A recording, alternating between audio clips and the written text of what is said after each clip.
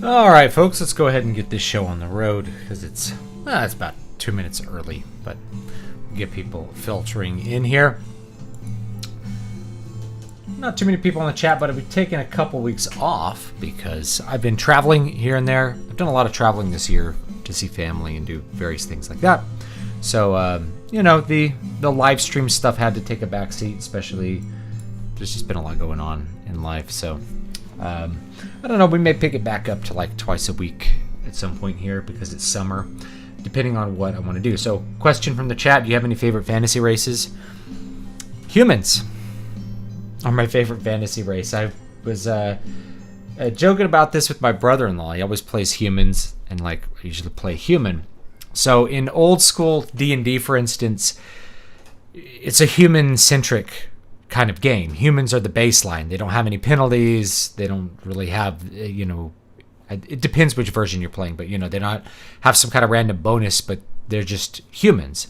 And humans have the general perspective that we're used to. So most fantasy novels, when you're reading them, they're from a human perspective. They're human-centered. And that actually includes The Hobbit. Now, The Hobbit is interesting because none of the main characters are human, including Gandalf. Gandalf is actually, he's like a lowish angel or like a god. Not really human at all. He's not mortal. But Bilbo really represents the human perspective. He's from, merry old country England. And so he's and in terms of lore, he's like a subcategory of human, I guess. So humans tend to be what you're going to view most of your lens through. And when I write fantasy, it tends to be humans encountering other races that are strange and bizarre. And that's really what I think the interesting part of the world building of the story goes from, is that you have a character that's maybe more familiar to the reader and you're going off and doing strange and bizarre things with that. That also includes, say, strange and bizarre cultures that are part of humans. But it's neat to kind of make a fantasy race that has some intrinsic quality that's different than humans. And I guess if you were to go to something other than humans, it would really be, to me, something that is like an elf, something that is immortal, because that changes completely the perspective about your actions in life and what's worth fighting and dying for. The gods in, classical mythology tend to act kind of like children because they can't die. The consequences of life are far removed from them, and they are kind of distantly like people, but they are very foreign. They're very alien. Other kinds of races that I think are fun are races that are extremely alien and bizarre to the point where you wouldn't understand anything that they're doing. Like a race of, say in Malazan Book of the Fallen, there's the Kachane Chamale, which are very bizarre, basically immortal beings. There's the, which one am I thinking of? I'm thinking there's a dinosaur race that's literal raptor dinosaurs, and then there's one that has that's an immortal race that's even bizarre, and then there's undead raptors in one of the books.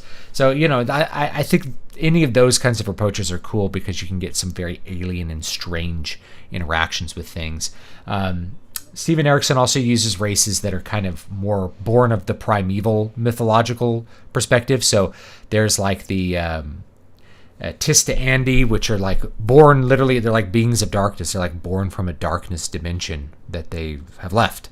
And then there's Tista Liosen, which are the light version. They're the inverse. So they are like elves, but they're really from a primeval perspective. So they have a really very different flavor to them, depending on what you're doing. Zimamaro, I finished Final Fantasy 12 and ended up liking it a lot. It's one of my favorite Final Fantasy games. On to 10.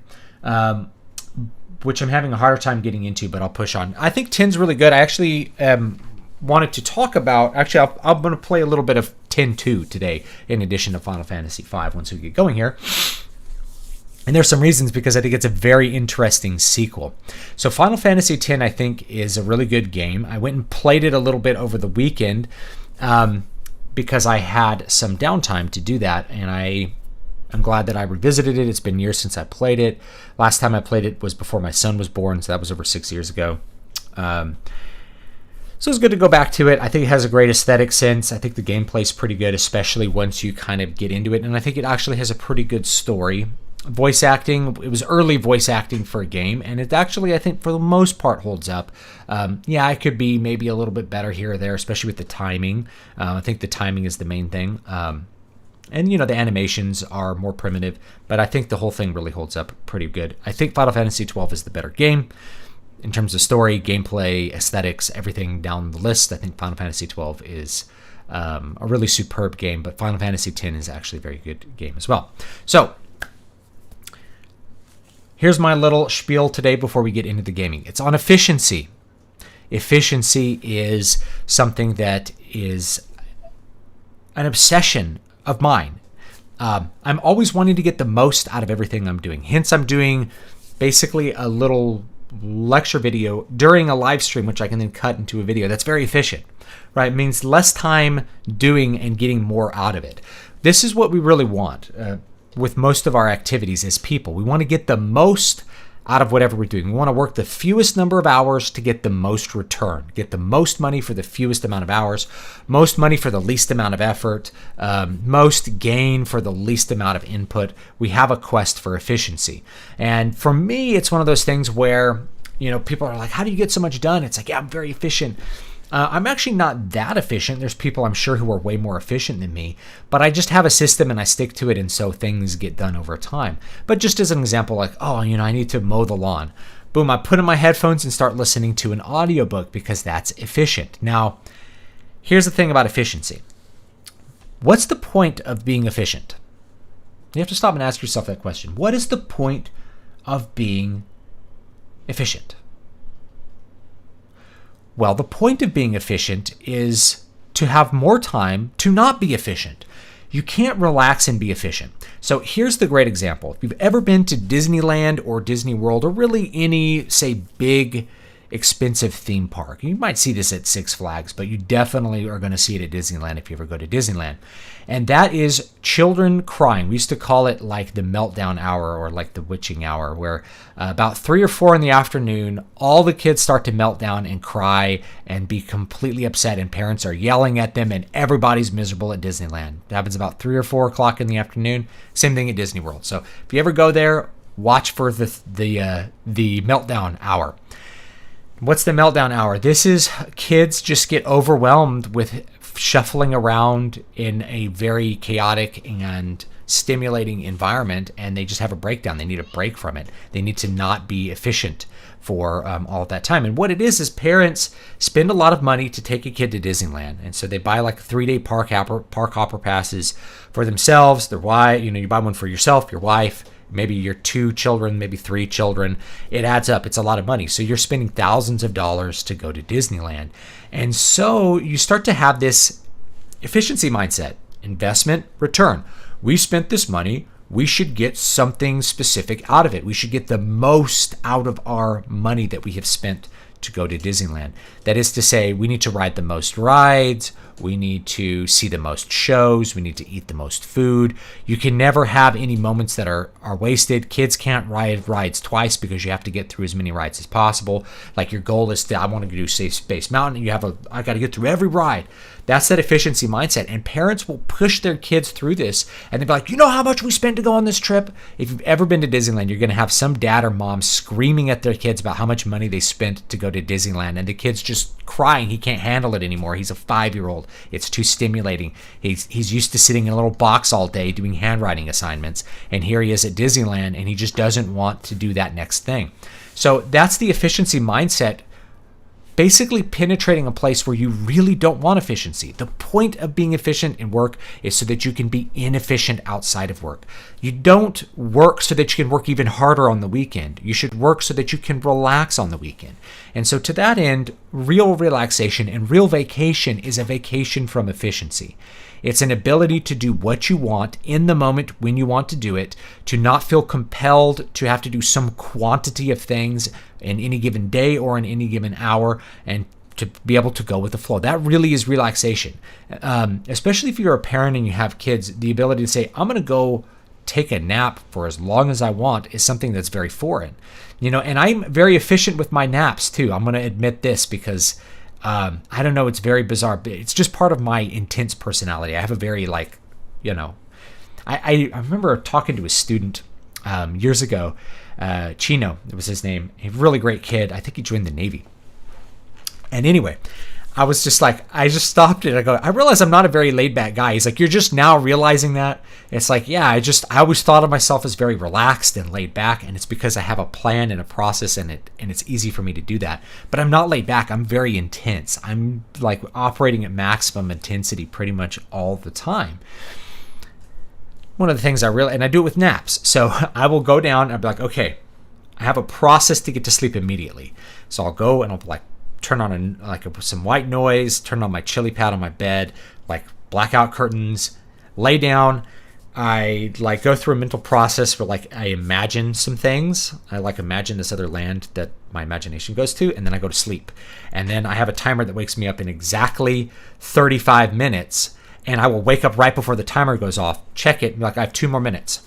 Time to get up. Perfect. And that power nap will just like power me through to like 1 a.m. in the morning. And then I'll do the same thing to go to sleep and wake up again at 7.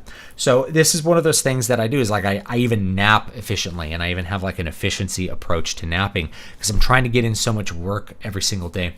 One of the things I realized a long time ago, and this is in the book. Do I even have it here? Yes, I do. Efficiency. Keys to Prolific Creativity, which you can get on Amazon for $2.99 for the ebook. You have to consume art. That's like one of the things that's in here is you have to take in art. You have to be reading and doing things. I figured out that like the high anxiety level from pushing efficiency all day doesn't work when you're trying to go to sleep at night. So one of the things that I did is whenever I'm done with the work, I do things which are inefficient in order to relax and go to sleep. So that means that I close my Word documents. I turn off the camera if I'm doing something like this. Whatever I'm doing, I stop doing it. And I really like to go to another room. So this is one of the reasons that I like console games. Historically, I've always been a PC gamer, but I've really, over the last few years, come to really love consoles. Better in a lot of senses because I can leave this space where I work all the time, go to my living room, and no distractions. It's like being back in 2002 where you can put a game in your system and just play without any distractions. Do that until I feel tired, and I will start to feel tired from the inefficiency, and then I'll be able to go to sleep. Or I'll read, and I will read at my own pace. And I like to read physical books. I've stopped with most of the ebook stuff because I read ebooks differently. I read them efficiently. Audiobooks are an efficiency exercise. So a lot of audiobooks, I like nonfiction stuff for audiobooks because I process it differently. But if I'm opening up Lord of the Rings, like I've decided to reread Lord of the Rings this year because I haven't read it in so many years, I'll stop and I'll very closely read a poem. I'll read a paragraph and go back and read something else again. I read with highly variable speeds and not necessarily linearly within a page, depending on what I feel like. Let me read this part again, and just having closer reading in a more inefficient approach to reading. I don't have to read this book quickly. I've noticed that a lot of times I just try to read books efficiently. I got to read this book. Let me just read through it and it'll be done. And I'll take it in and it'll be done. That's not fun, right? That's not fun. That's efficiency. That's work. So if you feel like your life is all work, it's probably because you're taking that efficiency mindset outside of its appropriate place in your work approach, where it is good to be efficient. You really want to be efficient with your work. Efficiency with writing is a different discussion, but we're just mostly talking about your time here. Be efficient with your work so you can be inefficient on the weekend. So when you wake up on Saturday, you can take a breath and be like, it's 9 a.m. I could play World of Warcraft. It's 9 a.m. on Saturday. I could play World of Warcraft until 9 a.m. on Monday. This is going to be great. That's the way that you want to be able to live your life, so that when you get to that point of relaxation, you don't feel like you have to be efficient. And in fact, that's the way I used to feel like waking up on Saturdays to play World of Warcraft, or it could be whatever game that you want to play in the morning or whatever you want to do. And I'm going to wake up and I'm going to watch a movie and I'm going to read a book, whatever you want to do to relax on your day. This is also the benefit of having a Sabbath, right? If you're Jewish and you celebrate the Sabbath religiously, that means that you're really going to have some distraction-free time for study, recharge, relaxation, reading, whatever you're going to do. And as Christians, we really should do that on Sunday as well. We should, instead of doing work tasks on Sunday. Sunday should be for our enjoyment, our hobbies, our family, things like that, and going to mass, of course. So that's a big thing. That lack of efficiency during the day will recharge you and make you more efficient during the week. Efficiency is not always efficient. If you're operating at 100% capacity all the time, you're going to burn out. It's going to happen. I've talked about it in this book. That's the thing about riding sprints is after about 6 weeks of being like maximum force, you're going to get really burned out. 6 weeks is pretty much the max for like high intensity stuff. Even, if you look at, say, like military, the way military set things up, a lot of things happen in these 6 week blocks, like a 6 week training. And then you have 6 weeks of less intense stuff, even with really high level programs. And that's because it's really hard to maintain focus and things after 6 weeks. So anyway, efficiency is not always efficient with that. So this last vacation I went to see my mom over the 4th of July. I had a bunch of downtime. I had a bunch of stuff we couldn't do. It was too hot to go outside and do adventures. It was like 105. It's 111 today in Modesto.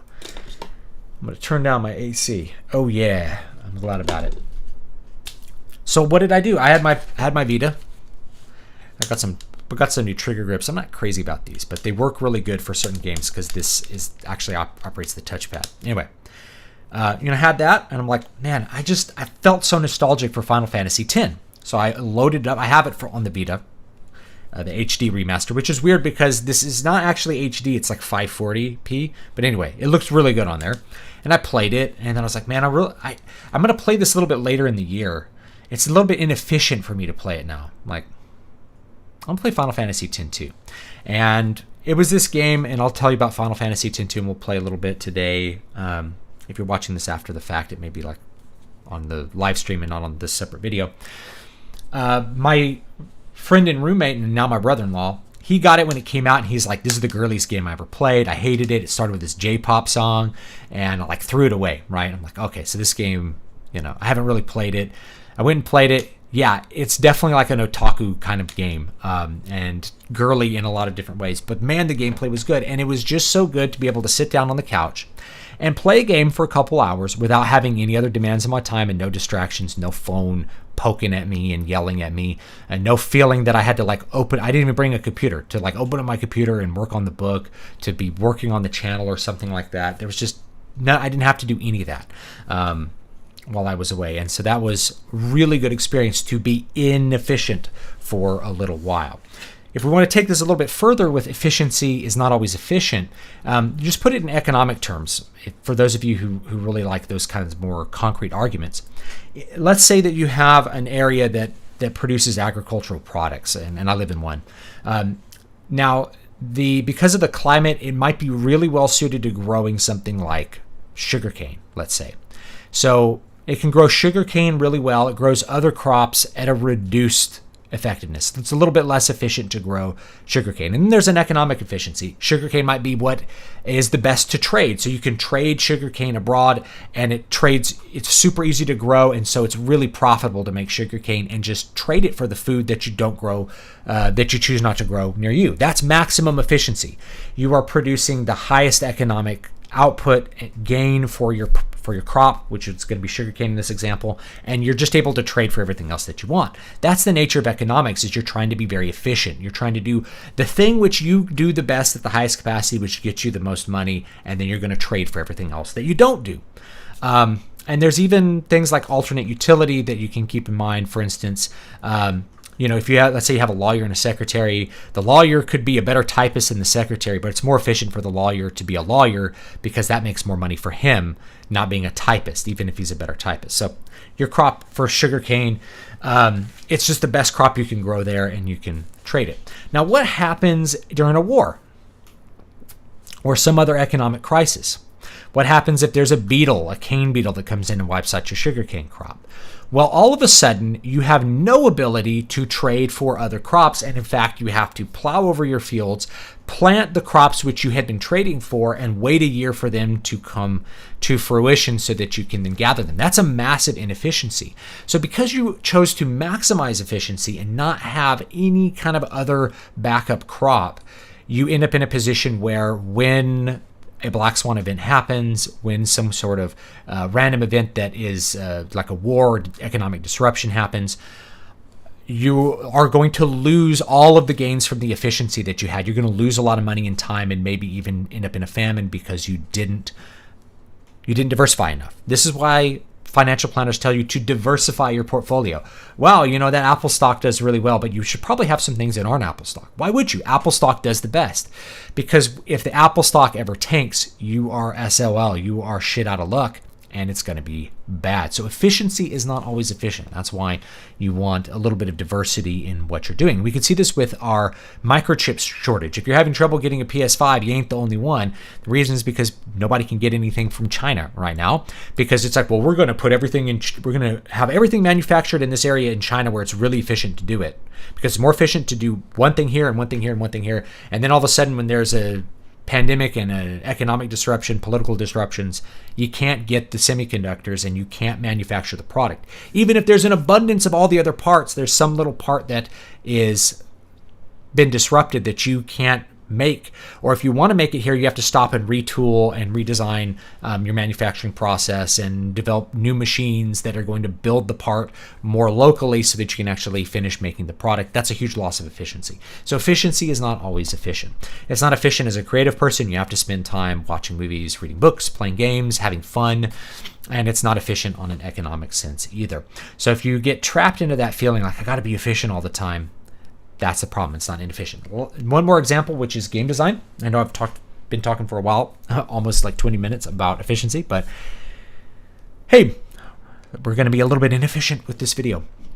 One of the reasons that I think World of Warcraft, as a specific example, has gotten worse over the years is because of efficiency, a push towards making the player experience completely efficient. And as players, the push towards having to be efficient all the time in order to actually play the game. And so these things kind of intersect each other, penetrate each other, and you end up with a game that feels like work. So how does this happen? Let's go back. If you look at Classic WoW, Classic WoW was very inefficient. A lot of the things that people really loved about WoW back in 2005 and 2006 disappeared from WoW because of basically improvements to the game that you really wouldn't think about, like the group finder. The reason the group finder is bad is not because it's bad per se, but because it's too efficient and it eliminates a bunch of the things that emerged from the game design of the original game because of its inefficiency. So let's say you wanted to do a dungeon. You're out in the Barrens and you want to do a dungeon. You want to do Wailing Caverns, which is the dungeon out there, the main one. There's also RFK, RFD, but let's say you want to do that. But there's going to be 3 dungeons out there, so people will be looking for groups. You go out there looking for a group, looking for more Wailing Caverns. And so you spend 15, 20 minutes out there finding other people to join your group. So while you're spending this 15, 20 minutes out there finding people to join your group, what are you doing? Well, you kind of want to be efficient. You talk to people. You make Chuck Norris jokes in Baron's chat. You maybe go grind some zebras or something to get a little bit of experience, to make that experience grind a little bit easier. You start doing a bunch of things that are, maybe you do some crafting. Maybe you walk around and mine. You go try to find some copper mines.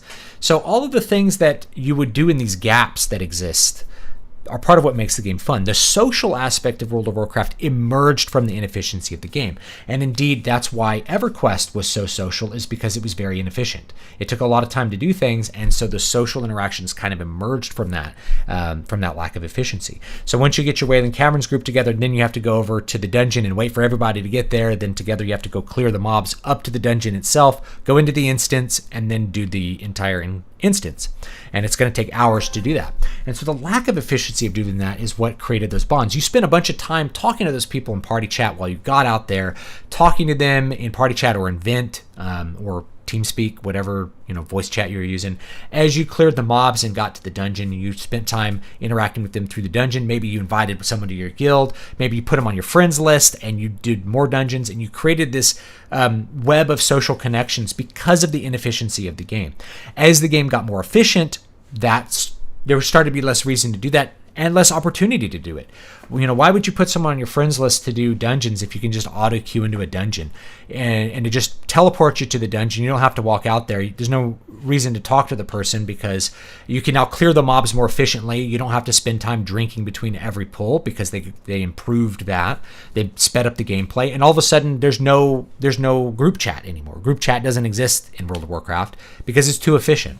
And likewise, now when you log into the game, you have a big list of crap you have to do every day, and that's not fun. It's like, oh, I need to do my renown quest. I gotta go to Torghast. I gotta do some world quests. You have this big list of crap that you have to do. What felt great about EverQuest and early WoW was you could log into the game with no agenda, and you would still want to log in. You could log in and not know what was going to happen in a given play session and know that you were going to have fun. You were going to find something fun to do, or you're going to chill out in the inn and talk to people, whatever you're going to do.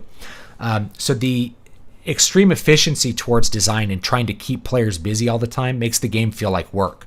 And that's the point where it's like, I got to unsub because not only am I not having fun goofing off with friends, I'm logging in and it's just like a task list. If I want a task list, I'm going to turn off the game and I'm going to start working on something that gives me more fulfillment from a task list other than, oh, I got a piece of gear that's going to help me do the next task better. You know what I mean? So other than, say, like raids, World of Warcraft has lost... Raids still have an inefficiency to them where you're sitting around doing boss strats, maybe BSing with some friends or something in the raid. But other than that, there's really no social aspect because the game's too efficient. And I've been playing Final Fantasy XIV, and it's a very efficient game as well. And so for the same reasons, it's not nearly as social as an old school MMO, but that's just because it's a lot more efficient. If you go back and play Final Fantasy XI, a very inefficient game, there's this community. Well, the community exists because the game is not that efficient. So that's efficiency. Efficiency isn't always efficient. When things are not 100% efficient, other things are able to emerge. You're able to develop social relationships, friendships, things like that. Fishing with a fishing pole is not efficient, but you get to spend time drinking beer and talking to your friends. That's what makes fishing fun, is, having the fun out at the lake with your friend, drinking the beer, smoking your pipe, doing whatever it's going to do. So anyway, that's efficiency. Now let's be efficient with this and maybe get to playing some games. I'll get to the chat first. All right.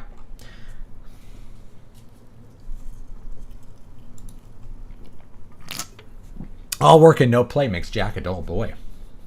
Say you have a full-time job and your relaxation time is put into creative work. You still need some non-labor intensive activities. I think you do. I have a full-time job called being a dad. It eats up way more than 12 hours of my day. I still have time to do creative stuff every day. So I dedicate time. I try to do, these are the things I try to do every day. I try to exercise. I didn't exercise last night because my daughter was up till midnight. Sometimes that happens, and I'm not going to be upset that I didn't have maximum efficiency that day, right? I just skipped the last meal. I skipped my last meal so that my calories would be okay. Hung out with my daughter and my wife, whatever, and enjoyed that time because that time's special too. But yeah, I try to exercise every day. Try to write at least 500 words. At least 500. That's one page. But I try to get like 1 to 2 to 3,000 if I actually have time to write. But I write as much as I can, and I try to exercise every single day. Either at least do some cardio, at least like get on the exercise bike for 25-30 minutes, or go do some push-ups or something. Do some abs, do something for 30 minutes. And those are the tasks. So I have those things that I do, and when those are done, I always try to have some time at the end of the day to do something else to help me sleep. By the way, David, your video is right. Boomers are terrible, mostly because they're still ruining the world in 2021 like the 1960s. I think they're the most propagandized generation in all of human history. And so if you understand that, then it's a little bit easier. They're harder to wake up. But I think a lot of the boomer normicons are actually waking up to kind of what's going on. Related to vacation efficiency, it's stressing to take videos and pictures over just to enjoy the moments. Yeah, stopping what you're doing and let me take a picture of that. I noticed the amount of pictures me and my wife take started dropping really drastically. I guess after my daughter was born. And the reason is because we're just too busy in the moment. We don't take as many pictures. I took a great video. Maybe I'll post it. This little tiny baby lizard was outside of my father-in-law's house. And we got to go up. My wife got the lizard in her hand, and my kids got to examine the lizard and like pet the lizard and learn about this lizard.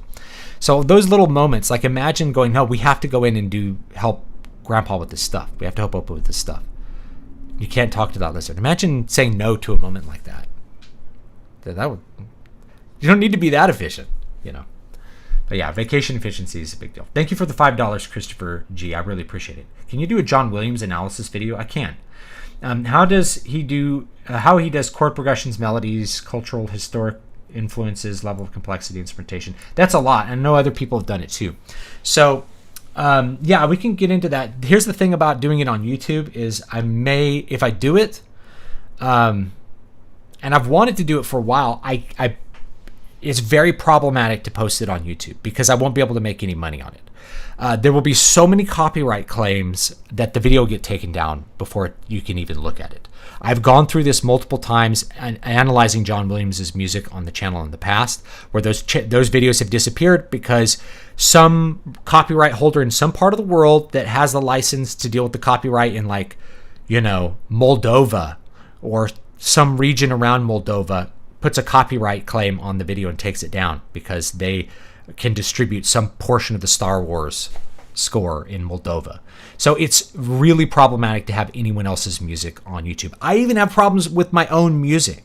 I will have my distributor put copyright claims on my videos of my music, which I own. And I remember Yari Mempa from Winter Sun having this problem, is that he had posted Winter Sun videos on his channel and the audio is disabled because some automated thing was like, well, this is a Winter Sun song, you can't post that, but this is my band and I wrote the song and it's our music. So they have their own video get copyright claimed. So if I do it, it may just be on Odyssey and BitChute, or it may be, some other way to distribute it because it's just too hard to do that within YouTube. Like, it might be posted on YouTube, but I even don't want to post on YouTube because then it just like generates money for bandits, for digital bandits. So yeah, like Odyssey and BitChute and maybe not YouTube. And then I'll post a link to it or something here and just tell you about it. Or just like have just the lecture portion and like, now stop this and go listen to this piece. Most of what John Williams uses in his pieces are from early 20th century and late 19th century sources. The biggest one is Gustav Holst. Gustav Holst, once you start listening to all his music, you're like, I'm just listening to movie scores. It's very programmatic. It's very much like that. And the other one is Richard Wagner as well as Richard Strauss. So Strauss, Wagner, and Holst, those are the three big post-romantic to maybe early modern composers. Once you get past Holst, you start to get into things like Stravinsky, I'm influenced by Stravinsky, but not all of what he does. Or things like Arnold Schoenberg, Anton Webern. These are composers that operate with an artificial aesthetic called atonalism that I don't have time to get into today, or the 12-tone technique. Most people hate it and they can't stand it, but John Williams has used atonal things. I think, to me, I have to look at the scores, but they're more like Italian atonalism, which is not 12-tone technique necessarily. But he uses atonalism in a way that uses the feeling of atonalism, which is, oh, this sounds creepy and weird, not this sounds beautiful. So once you get to the artificial aesthetics of modernism, people really start to not like the orchestral music that comes out. This is why people think of classical music as being everything before 1900 and nothing after 1900, even though there's tons of orchestra music after 1900. Why? Well, it sounds bad to most people. Most people do not like atonal music, and that's why. Can you do a history of the Templars video too? I'm not a Templars expert. I can direct you towards some books. I'd have to do more research. I've read a lot of books on the Templars. I like conspiracy theories about the Templars too. That like they became the Masons or, became bankers or something. The Templars were a de facto banking organization towards the end of their lifetime. And then they got persecuted by the King of France. And I think one of the last crusaders was burned at the stake as a relapsed heretic by the king of France, and he cursed the king of France, and like the curse actually happened. I don't remember the specifics off the top of my head, but it was very weird that it actually happened.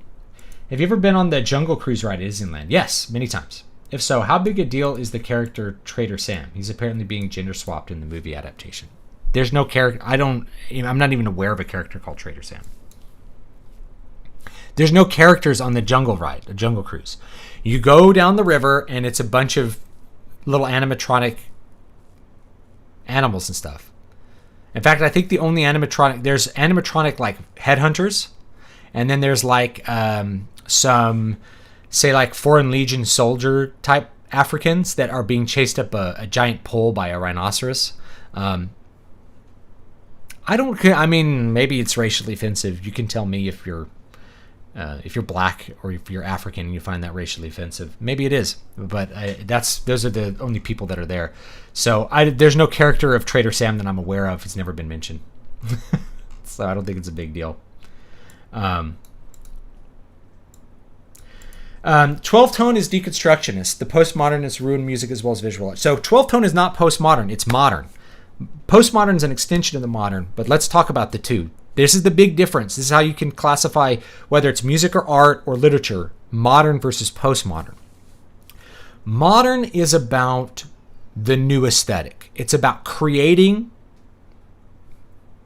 with the intellect of the mind, new aesthetics that are different from old aesthetics. So Picasso is an example of modernism. Postmodernism is basically taking that to the next level, which is aesthetic systems can be whatever you want them to be and don't even have to be systematized. They can be random. So that's where you get Jackson Pollock. So Jackson Pollock, like the random splashes, that's postmodern. Picasso with like the cubism, that's modern. Okay, that's the big difference between modern and postmodern. 12-tone is modern. Postmodern would be aleatoric music, random music. And I've created aleatoric music using computers that basically the computer generates random music based on a set of parameters. I had a composition teacher named Jack Fortner who used to make music he'd put rice in ink and put a big thing of staff paper on the wall, throw the rice at the staff paper, and wherever the rice stuck, those were the notes for the piece, and then you'd go perform it and it would sound horrible. But that's the aesthetic. That's the postmodern thing. It's like random things could be beautiful. That beauty's completely in the eye of the beholder, and that you can make things beautiful by willing them to be beautiful. That's the postmodern approach. So that's how you're going to tell the difference between those two. And with literature, it's the same thing. Like a modern literary approach would be someone like Hemingway, which is like, I'm going to write with new prose that's different from old prose, and or say Ulysses by James Joyce, which is I don't know. I don't like it, but it's just the Odyssey, but with a bunch of different styles. Postmodernism would be like writing in phonetic Scottish and then switching to Klingon halfway through. or something like the poem Patterson by William Carlos Williams. That'd be postmodern. It's just completely, there's no structure to it, you know. Do you ever wish that all businesses were closed on Sundays like in many places in the 19th century? No. It's good to have the ability to do some business on Sunday because there's going to be needs in the community, right? Like you may need medicine, you may need food or something. So it's good that at least some things are open. But if a business wants to be closed on Sunday for their benefit of their employees, that's good too. I don't feel like I've lost something because I can't go to Chick-fil-A on Sunday. You know, oh no, my life is so much worse because I can't go to Chick-fil-A. You know what I mean? And there's people who aren't Christians out in the world. There's Jews. There's other people, and they may want to do something on Sunday, and if they want to open their business, that's fine too. Because hey, it's no sweat off their back. But I think it's good for, it's good for people to have a day off each week. Maybe it's not Sunday. You know, maybe you are in a position where you have to work Sunday, but maybe you can take Tuesdays off. I know people that do that, and then Tuesday's their rest day.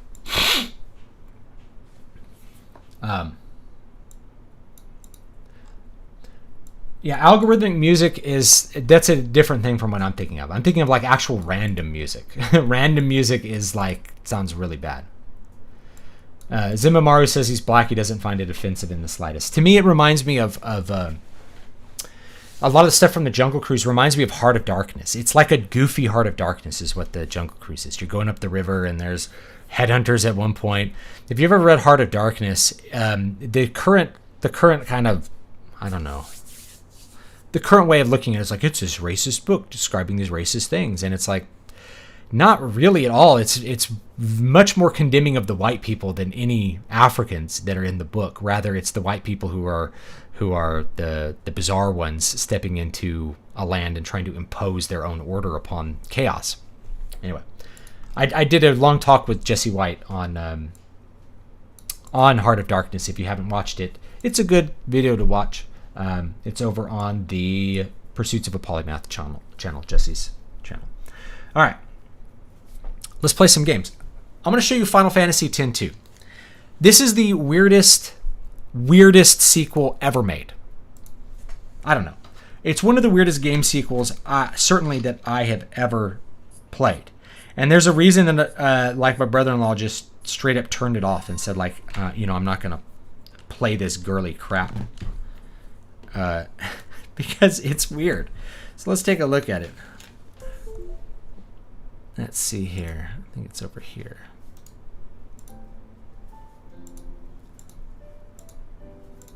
There it is. All right. There we go. It looks a little better on the PS4. I have it on the PS4 as well. I'm going to turn off my bright light so my eyes are a little bit less like... There we go. I love the color blue in Final Fantasy X and X-2. It just really is something that makes me feel like the early 90s or the early 2000s are back. That's just a color I associate with the early 2000s. You don't worry, you're not going to have really any spoilers if you're still playing 10.1. I'm not going to show you stuff that has a lot of spoilers to it. Okay.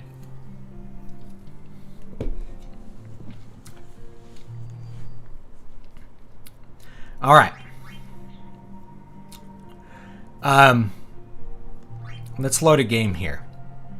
It's got a bunch of... The main characters are girls, and they act like girls. And this is also a weird game because rather than doing what most sequels do, which is take the same gameplay and change the environments, they kept the environments and changed the gameplay. And it has a weird job system, like kind of like Final Fantasy V. Final Fantasy 3, maybe. But you can switch the jobs in the middle of combat. It's really pretty fun. I'm surprised how good these look on the Vita, too, Burger King. They really hold up. Did you see their faces? They totally wet their pants. Maybe we overdid it. Overdid it? There's no such thing. The dog being shutting up parties throughout theater. They weren't all that happy. Huh? Don't forget that no. This is the end of chapter 1. So what? I want to have fun. Just make sure you don't do anything to land us in hot water, okay? Aww. Where's the fun in being plain old regular spear hunters? No, what she said. They even run like girls. They have like a girl-like running animation where they're like hip swing and stuff. Rather than like a really masculine straight hip run. That can't be good. And then like it's full of this weird disco music, and there's even like a Pokemon where you like collect monsters kind of thing.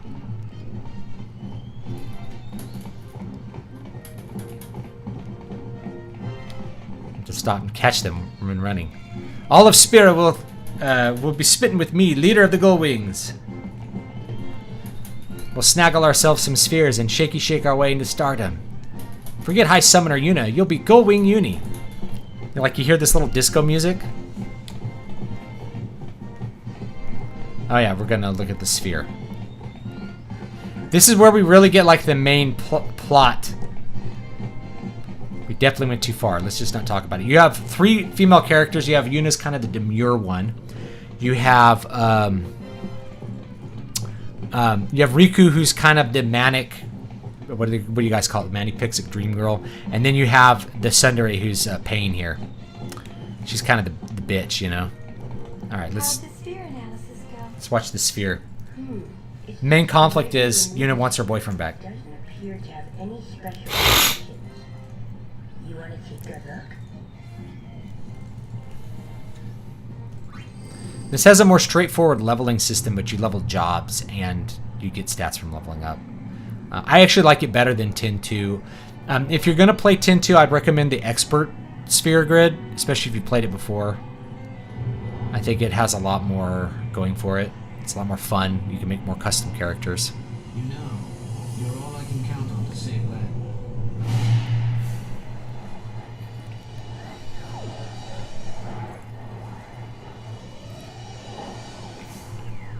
It's a good way to avoid writing generic things in fantasy. I don't know if you want to consciously avoid it, but you want to really focus on the things that you think are weird. Really, what makes the book, what's going to make the book good is not avoiding cliches, but just executing things well. Not a one. But as Machina go, it looks extremely dangerous. Definitely a weapon. This is a voice from Futurama, by the way. You recognize it? It's Is it you? it's the Or professor's does he just clone. look like you?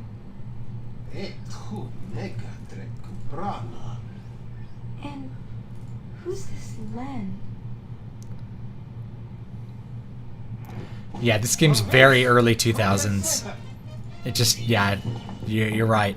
I like this. I mean, I like it though.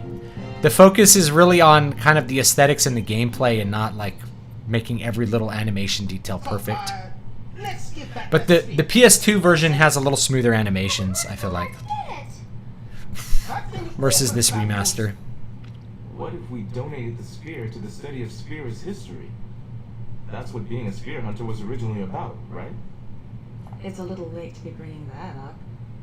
Yeah, we already swiped it. And I still don't want it! We're giving it back! Now! You don't mind? I've seen it. It's still pretty shameless to saunter up and give back the spear we just stole. Yeah, we stole a sphere in the last little bit. Our reputation is all but worthless if we do that. Our leaders too know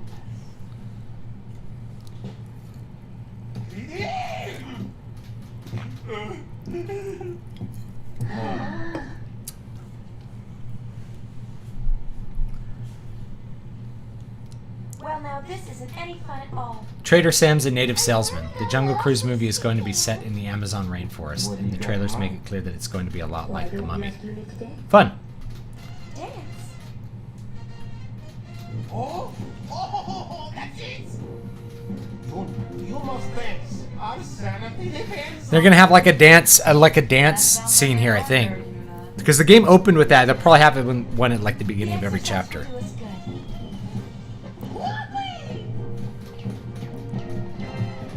Hang tight while I go get ready.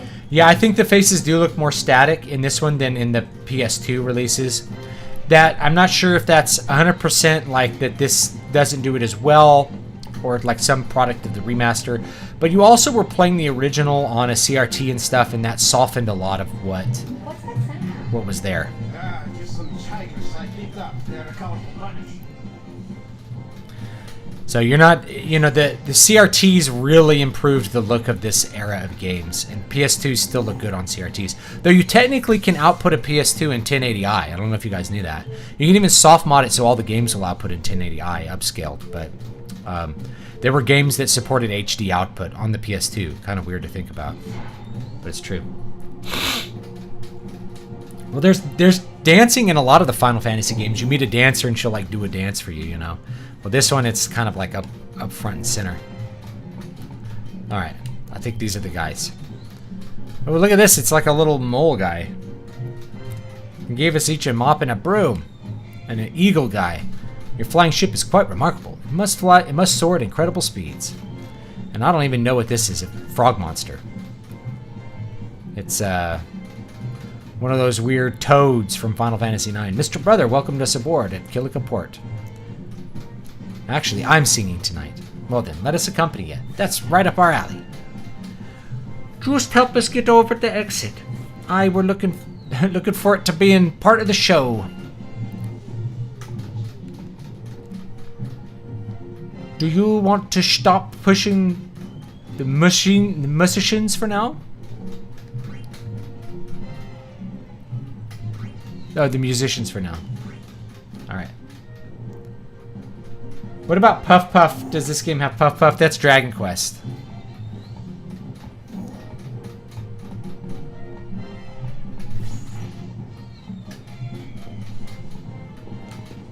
Now what can I do for you? The Gull Store.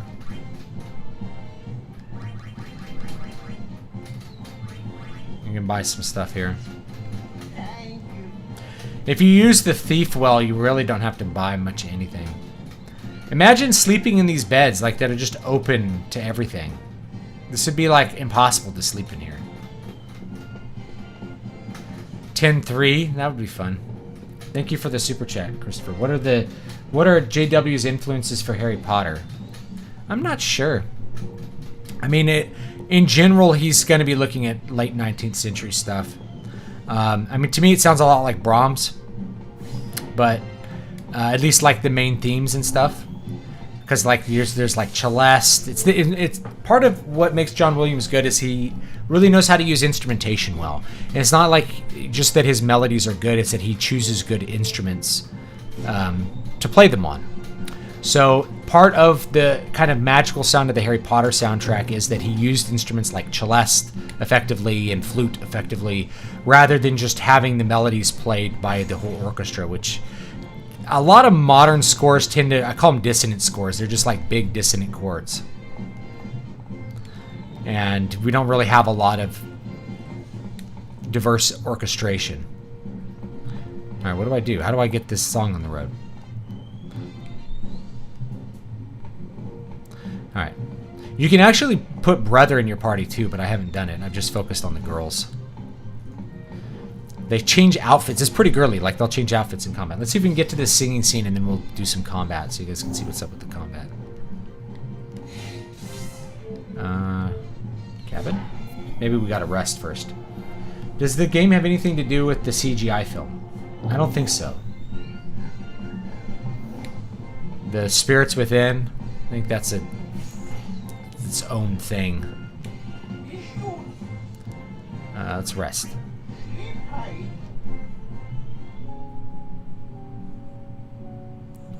Final Fantasy V Redux looks way better than I thought it would. Yeah, it might be. It'll probably end up being the definitive version simply because you're either playing a fanslation on Super Famicom emulator or you're playing PS1, which has got a lot of downsides. That's the one I've been playing. Or you're playing the mobile port, which is just looks bad and plays bad. Let's see what these guys have to say.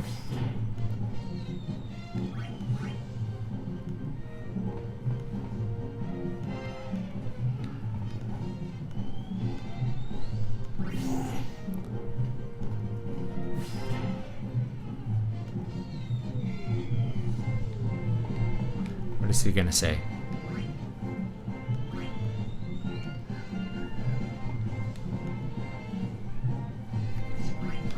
I'm not sure how to get to that little thoughts on Fortnite. I haven't played it. Let's see what this does.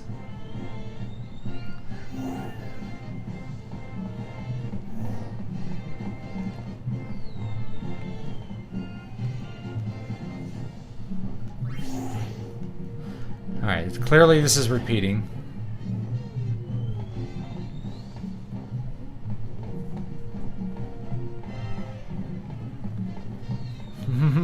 I'm not sure how to trigger the next cutscene. This is a thing about some of these games. You're like, how do I get to the next cutscene? Where do I go?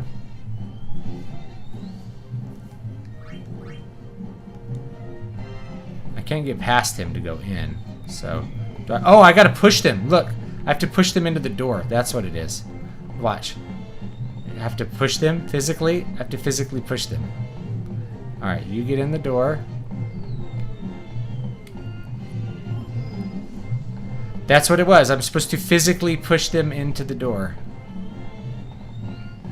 Boy, this is an annoying minigame. Get in there. Get in there.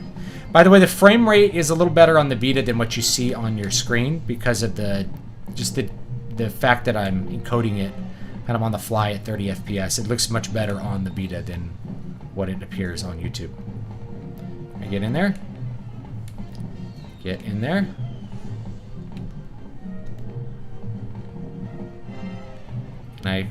This is what I'm supposed to do? Alright. Now what happens? Can I make him go up now? Alright. Let's talk to him.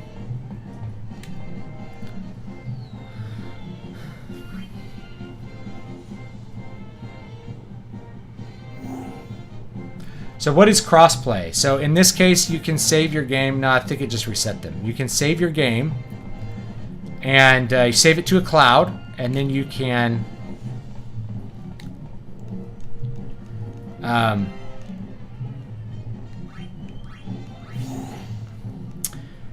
play it on the PlayStation 4. So you could play it on this, or you could play it on the PS4.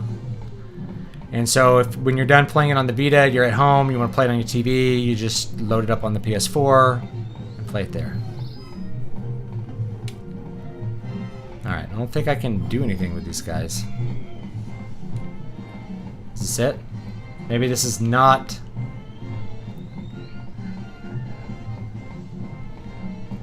I didn't even know these guys were in Spirit either. I didn't see them in the first game. The Eagle guys at all. I think they added them in for this.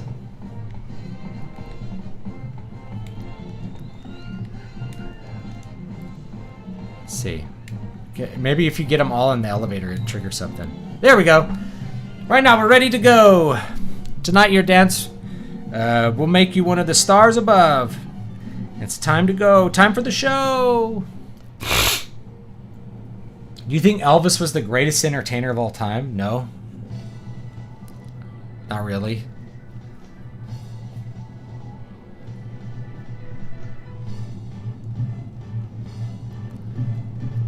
Here we go. Here's the dance scene. Here you go. Here's a little song for you. This will probably get copyright claimed. That'll be fun. Make no money because of this little goofy song. But you can see why my brother-in-law threw this in the garbage, right? After playing Final Fantasy X, then you're playing this. You're like, what am I playing? Like, this is ridiculous.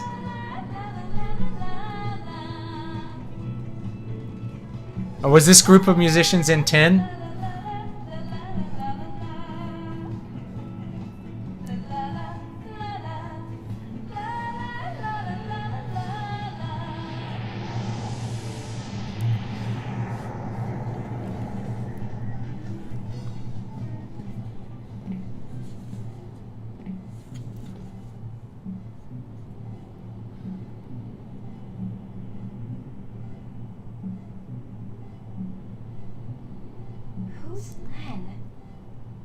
It might be interesting to like play this through a downscaler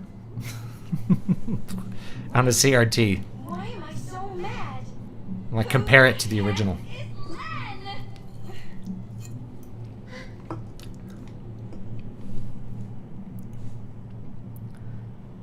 Alien dude.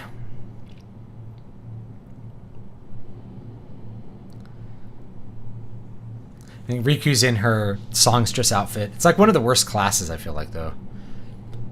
The songstress class.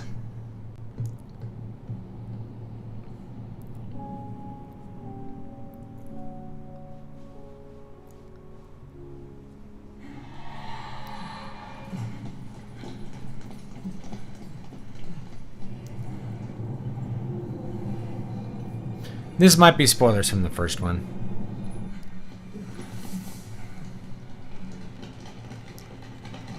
Do you think Britney Spears is the greatest musical artist to ever walk the earth? No. Why? Yes. No one has ever sung better than her, or written better music.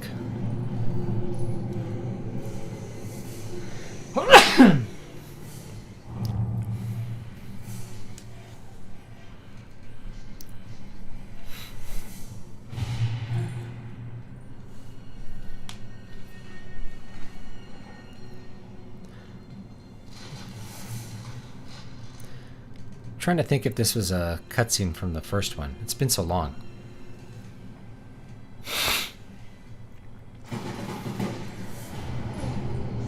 Or is this a dream? I think it's a dream.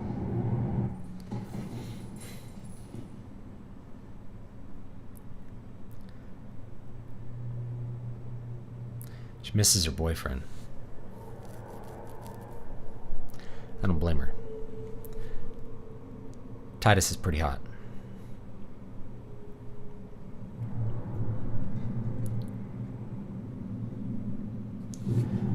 What are your thoughts on the Magic Flute by Mozart? I saw a production of it years ago, and I thought it was pretty good. I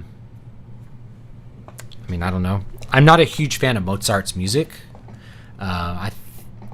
His operas are okay, you know. I'm just not Mozart's really not my favorite. I find his music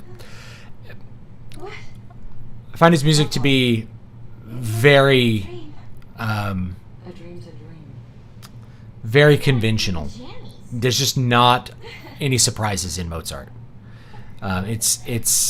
He's kind of the quintessential high classical artist, because you can pretty much guess with most Mozart pieces you're not going to hear anything that's going to surprise you. There's not going to be any surprising moments. It's very conventional. And Magic Flute, I think, is an example. It's very conventional. It's not bad at all. I think it has a good plot. I think it's kind of funny. I don't love the music for it, though. I find it a little boring. But I find most of Mozart's music to be boring. I don't think I feel like the classical period in general is a little bit drab compared to romantic music after that. It's not too many notes. Not Mozart. Mozart's not too many notes.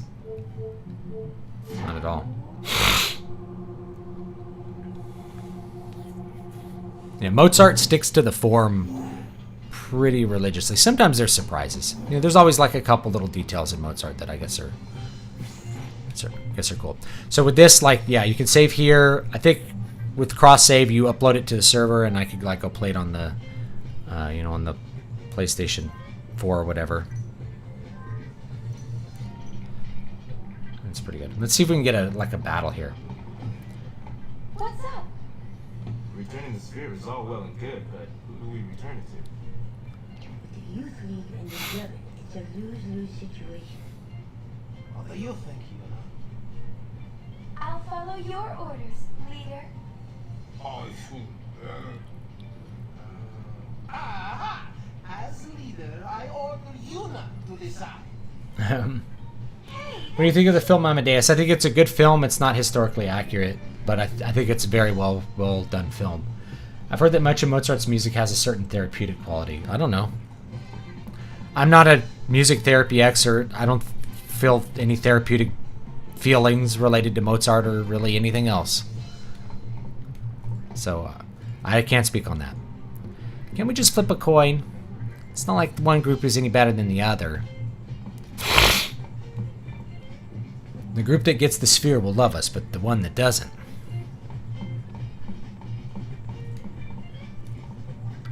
It's a matter of going honor, so we'll go to return the sphere together.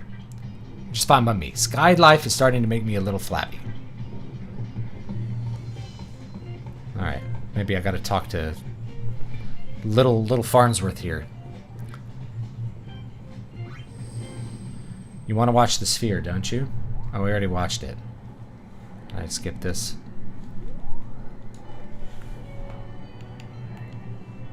Like, apparently I can't. No skipping allowed. But the Vita ports for this for 10 and 10.2 actually work and run really good. They look good on the Vita. What's the difference between MP3 and FLAC? Never heard of FLAC. Is it better quality or something? It is better quality. FLAC stands for what is it? Lossless audio codec. What does the F stand for? Let's find out. Yeah, it's higher quality than MP3. Oh, free lossless audio codec. There you go. Free. So yeah, FLAC basically, if you look at MP3s, as you compress the data, you're basically taking information out of the file. And where MP3s lose that information is very strongly in the high end, unless you're using a really high bitrate MP3.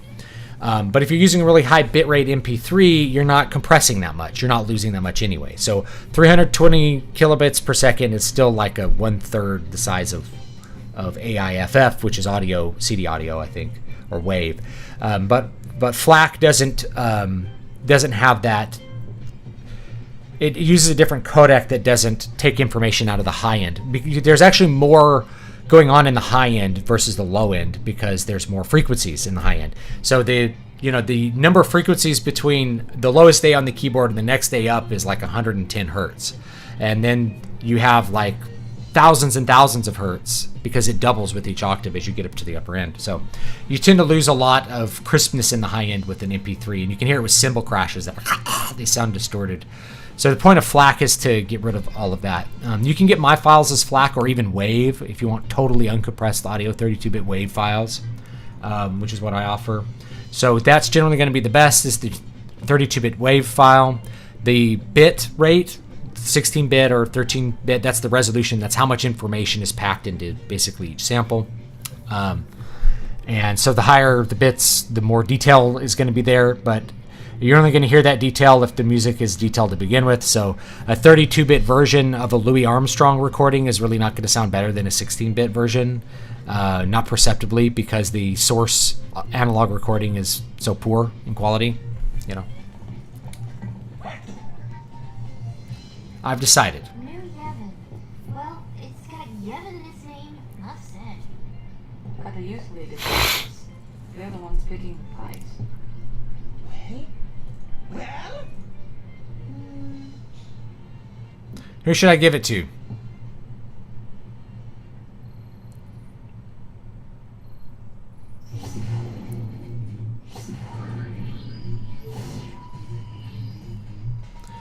Yeah, so FLAC is better if you can play it. Alright, so this is kind of cool. You can decide which one you want to go to. Now we have to decide one of two missions. New Yevon or the Youth League.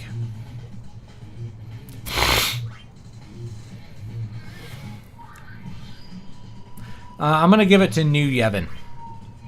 Go. I don't know if there's a consequence to choosing one or the other, but whatever. We're going. We're going for it. Let's go. What kind of console are you playing on? PlayStation Vita. Wow, they're pulling out all the stuff. It's coming out of my Vita. I wonder why. This is a trigger grip. I have a couple of these. I can't find these anymore. These are the PDP ones. These are the best ones, but mine broke. So I tried this one. This one's cool because it has like some triggers that work the touchpad, but it's not that comfortable to hold. It's pretty heavy. So this is video output from the Vita can actually output video to whatever. It's built into it, but they just never enabled it, so you have to use a software hack to make it output video. Kind of weird. What are your thoughts on Tchaikovsky? I like Tchaikovsky's ballets quite a bit. I think his most famous one, The Nutcracker, is not his best at all. I think Swan Lake is much better, but everybody knows him from The Nutcracker. Not a bad place to start. This is the sphere from Kilika Temple. Thank you. Tchaikovsky was gay, but that fact was suppressed for like 100 years by the KGB. Well, it's a long story. You helped us keep the sphere out of the hands of the Youth League. I'm willing to leave it at that. You've been of great help, High Summoner. Excuse me, her name's Yuna, and she's a Gullwing?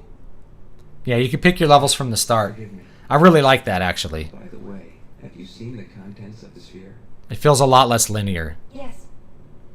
Then I suppose I have a little explaining to do. What you saw is Vegnagun, a weapon built roughly 1,000 years ago. 1,000 years ago. It's currently being held under tight security.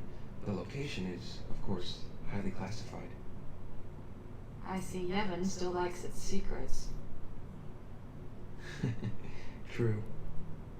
You can see there's a lot of aliasing on this version with the video, but it doesn't show up on the beta at all. Like all that aliasing that you see, Like, you don't see it on the beta screen really at all. It has to do with, I think, the upscaling I'm using. Who's the man I saw in the sphere? It's not bad at all on my screen, on the Vita screen. I couldn't say.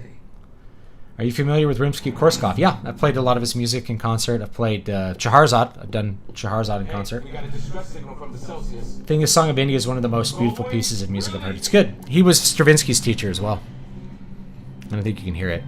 Yeah, Rimsky-Korsakov, I like his music a lot. I like a lot of the late 19th century Russians. I like Russian music in general, even Soviet Russian music was there's a good qualities to it. There's a certain like depth to it. I think Russians have like a tragic character to themselves, and it shows up in the music. Same thing with Greeks. It's official. They're feelers more than thinkers. The broken spear from the Xanarchy ruins is missing. Germans tend to be a little bit cerebral with their music. You know, Bach is very cerebral. Beethoven and Mozart are both pretty cerebral. Who's on top now, Doll Wings?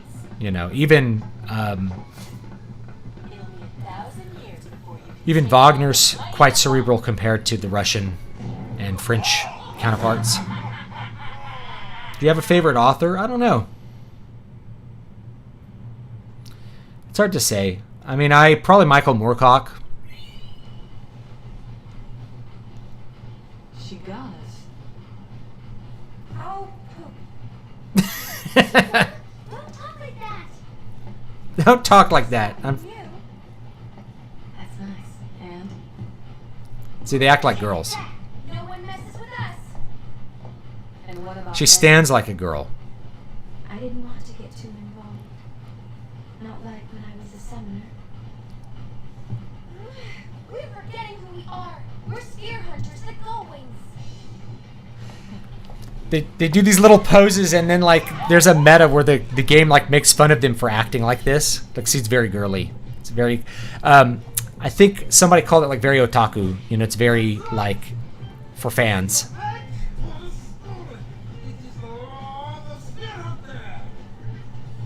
Now we go to Chateau La Blanc.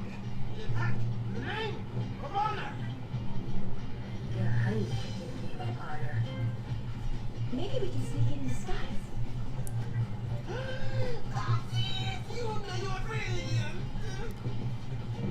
So we have to fly around till we find LeBlanc's gang. Beat them up and steal their uniforms. 3 of them. Yeah, we've been watching cutscenes for like 30 minutes, but now we'll get to finally do some fights and see the gameplay. I'm like, this game puts the gameplay up front. Like, let me show you a bunch of cutscenes.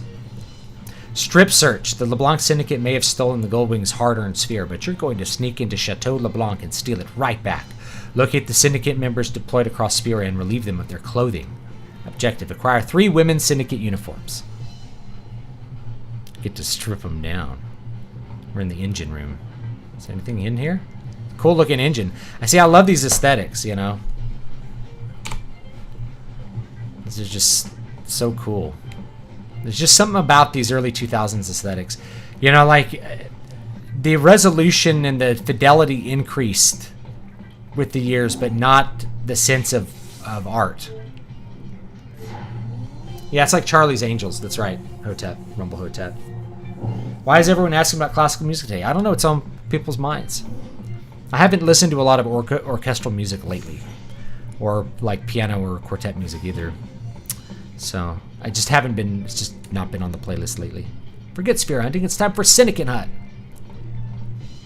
There's also a Pokemon minigame. What a lame mission, stealing people's clothes. You could go to talk to this guy and you can do like a lay traps for creatures and then go pick them up. So we go to like trap creature.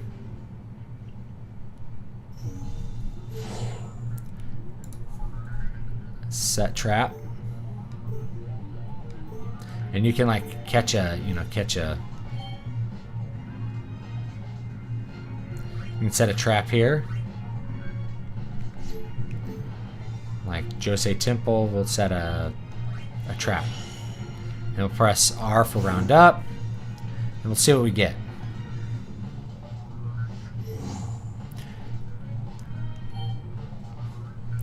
It's empty. We got nothing. Well, that sucks. So yeah, it's like gotta catch them all. Like if there's a cool monster you fought somewhere, you can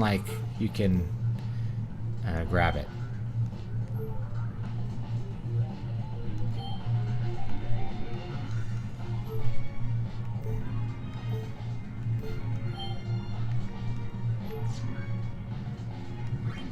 Set a trap pod.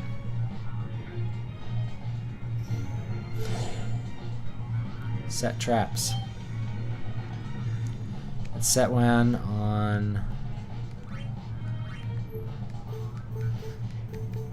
I think the Xanarkin ruins. We can target a creature like Brother or a humanoid if we like the humanoid, or we can get like you can get this gun snake or this mech. Let's get the Chimera. Let's see if we can get it. See if we get it. In regards to your simming video you put out a few weeks ago, do you have any opinion on the VTuber craze? I mean, also give lots of money to these virtual avatars. I've never watched it, so I have no idea. Yeah, let's get out of here. So anyway, yeah, you can catch some little Pokemons, and then they can go to battle with you, and you can battle them against other ones. You know, it's a whole thing. Have you come to like TLJ? I mean, Star Wars fans are making me like The Last Jedi more every day. Sorry, Una, no leads on any uniforms. So we'll see some hot spots pop up. There's a hot spot. So this will advance the story, and then there's a star rating for how hard it is. But we don't want to do like a 4-star because I suck. So let's do something that is like a 2-star or something like that.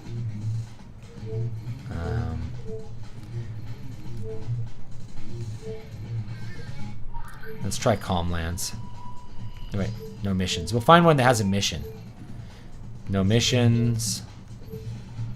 Oh, here we go. There's a mission here. We'll go to these woods.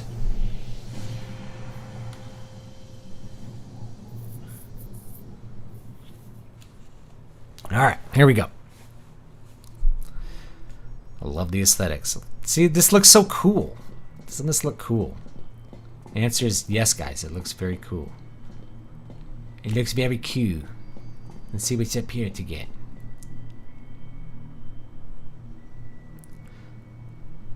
Like, I don't know why I don't know why people like VTubers. I don't get it. It's not. It's just not something I really understand. So I don't know. You may just like looking at a cute avatar and hearing someone talk with a Japanese accent or something. I don't know.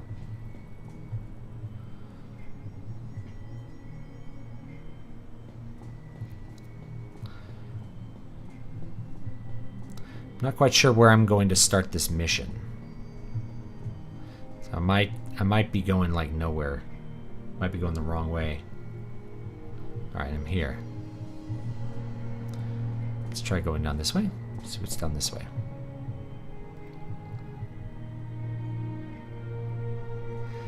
As soon as she turned 36, what are they talking about? They said no more sexy and replaced her with a 10-year younger model. I don't know what we're talking about. Okay. So, let's see here. We got, let's do that. And then watch what we can do here, too. So, we'll do water on the gold elemental and see what that does. Hit this guy. I don't know if that did anything. Let's hit the gold elemental with magic. There, yeah, that worked. Alright, we got him. So we can also change jobs here, too, which is pretty cool. So just hit L and we can go to our dress. Let's change to like a gunner here. And then you get to see like a little scene of her changing her outfit. And you can actually shorten this if it gets too boring, which it does after a while if you're doing a lot of this. But yeah, then she'll put on a different outfit. They do like she does like a little pose, and then you have a new class. Then you've just switched your classes. So rather than switching characters out like Final Fantasy X, you can do this. Spam the trigger button, and you can shoot it. There we go. I could get used to this. I kind of like the music, you know. There's a certain feel to it. Scarlett Johansson is now complaining that they hypersexualized her in Iron Man 2. She says she used to find it flattering, but changed her views due to being a 35 and a mother. Well, I mean, that might do it.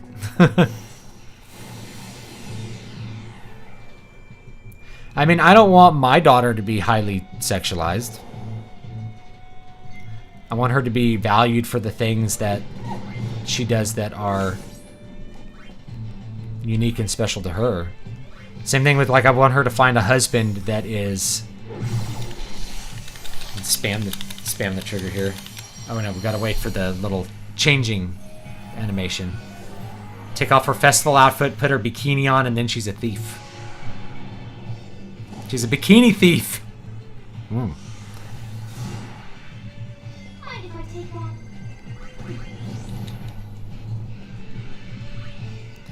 Now we might need a potion. So thief, you could steal tons of stuff.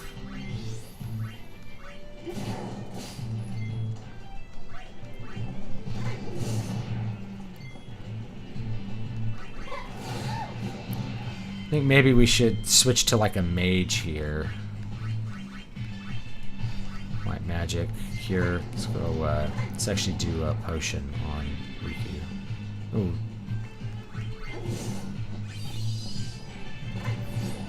Let's switch back to. Nope. There we go. I have lightning? No, I don't. We use white magic with Yuna. You can use these different, like, little, I don't know, maps of classes that will get extra benefits. You know, give all your classes cure or something like that so that they can do things like that. So, like, we can do cure on, like, all our guys real quick. So much fun stuff. I don't know what to do. Lightning. Oh, she died. Let's do Phoenix down on her. See if lightning hurts these guys. Not enough, apparently. Alright. Oh, she's dead now. That's lovely. Item, high potion on Yuna. Let's see if we can get that off. Phoenix down on Riku.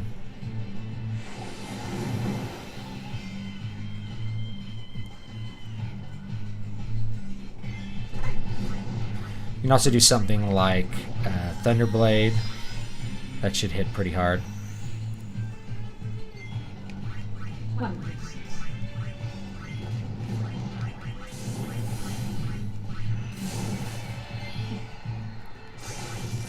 That hit pretty hard.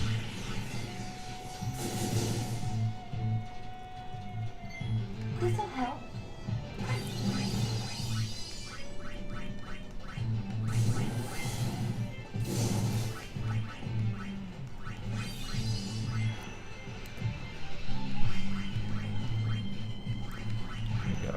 Thunderblade.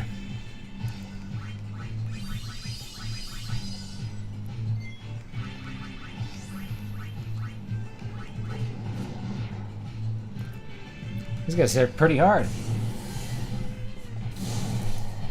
So anyway, you can switch out all your classes. It's actually like a pretty fun little gameplay. I like this gameplay better than Final Fantasy X. I think it's more challenging, a little more engaging. Just more fun. I just feel like this game is all about trying to have fun. You know, I like that. I like when games are about fun. Let's see here. We can do a recover by item. Use some potions. I got lots of potions, and you just can steal basically infinite potions, which is quite nice. Let's see where this goes. It goes up over here. I don't think I ever started the mission. I'm trying to find the mission here. Yeah, this is not Final Fantasy V. I'm kind of running out of time. I'll do this for another few minutes and then we'll do Final Fantasy V. Let's try Blizzard.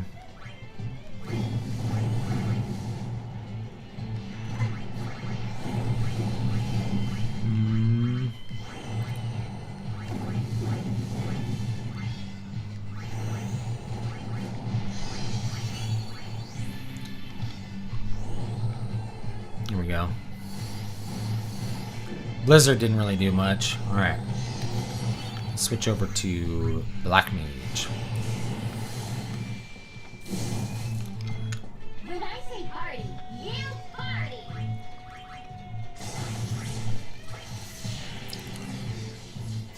This lightning fish hit pretty hard.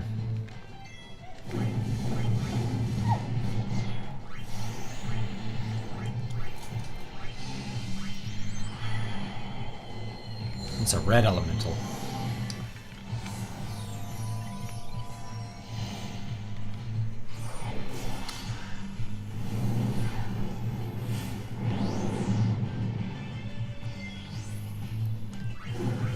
So, saying Tolkien's influenced by Wagner is not understanding what influenced Wagner. Like, the fairy tale influence goes way further back than Wagner. Wagner is working out of a tradition that's hundreds of years old that Tolkien was a literal scholar of. So, you know, is Tolkien influenced by Wagner? Maybe very lightly, but it's more that he's influenced by what influenced Wagner, which is ancient, much more ancient mythology.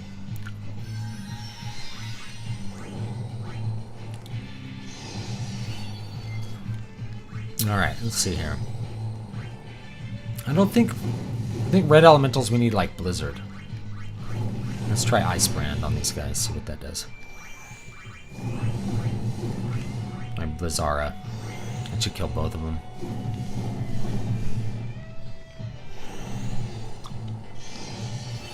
Let's see what that does. Okay, that hits pretty good. Alright, that's both hit good. What's up, Bradford? Hope you're having a good day. Like, the idea of rings, for instance, are far older than Wagner. He didn't invent any of that stuff. That's from Norse mythology. It's very old indeed. It's from the Eddas.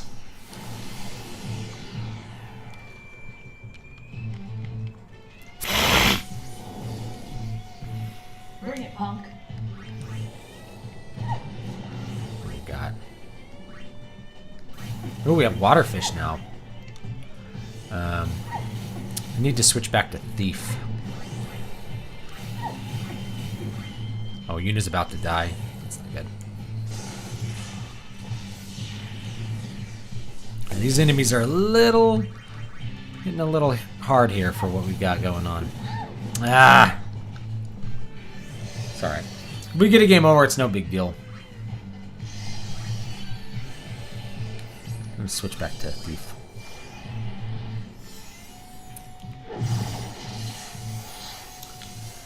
Waterfish. Well, in this one, like, the festivalist does, like, throws magic fish. I don't know. It's a really weird class. He throws magic fish at the monsters. Or she does.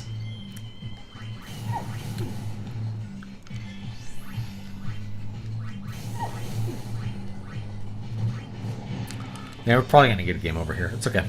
If we do, we'll switch over to Final Fantasy V. I'm actually not paying, like, super close attention to what I'm even doing here right now.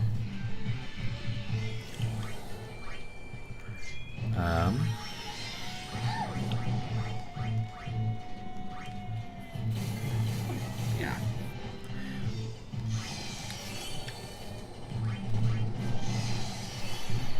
Yeah, we're gonna die real quick. It's okay. I finished the first patch for the Heavensward expansion in Final Fantasy XIV last night. The hype is real. It is better than A Realm Reborn, but the setting has big and nasty implications. I haven't gotten that far. I think I'm level 35 on my white mage. That's not gonna do anything. Yeah, we're basically dead here. Now we can actually, yeah, game over. It's okay. This is it. What game is this? Is Final Fantasy X-2. I just wanted to kind of show it. So anyway, there's that. Let us go ahead and we'll pull up Final Fantasy V real quick on Adrenaline. See how that one's doing. I play for about 30 more minutes and then I gotta peace out. What are your thoughts on Resident Evil games? I like them. I like the first. I don't know if I played Resident Evil 3. I've played Resident Evil 1, 2, 4, and 5. And those are the ones that I've played, and I've enjoyed them. But clearly I haven't enjoyed them enough to like go out of my way to play all the other ones. I have so many PlayStation games loaded on this thing that like you can... Where is it? Is that Final Fantasy V? Yeah. There it is. Nope. No, that's not it.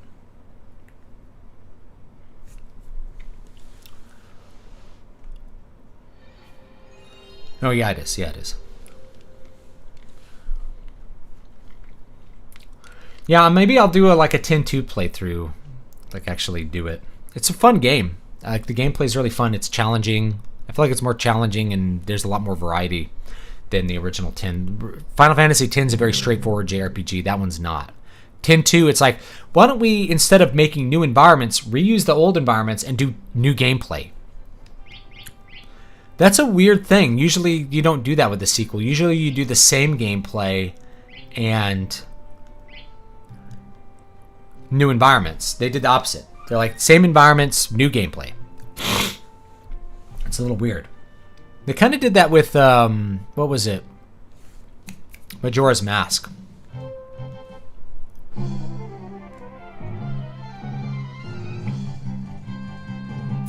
Make sure everybody's at full health. No, we need to stay in. Okay.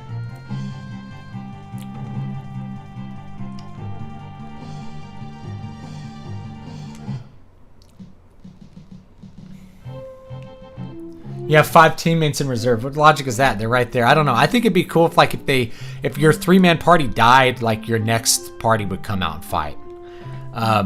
They had that in one of the Golden Sun games. I think it was Golden Sun: The Lost Age, where if your party died, like if you had 8 total characters at the end, and so if your main 4 died, your next 4 would like leap up to continue the fight.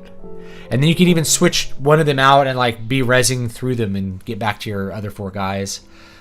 You could have your 4 guys come out, summon a bunch of things, and then die, and then your next 4 would come out and you could summon a bunch of things and then die. There's all kinds of different gameplay you could do with that. I'm a big fan of the Golden Sun games. I really wish they would make another one, but I think that's maybe not in the cards.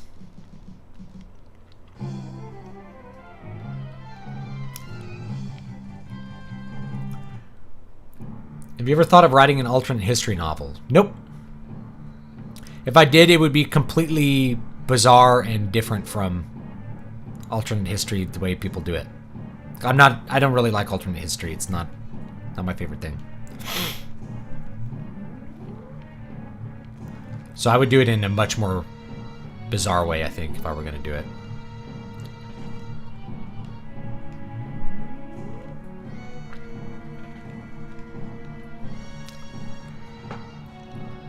We're in the floating city. Should probably turn secret on. That'll help a little bit.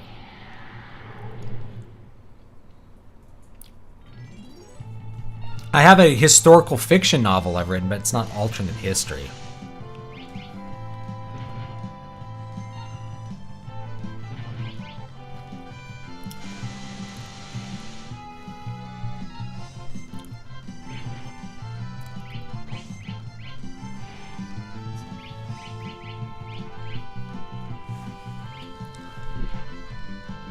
Here we go.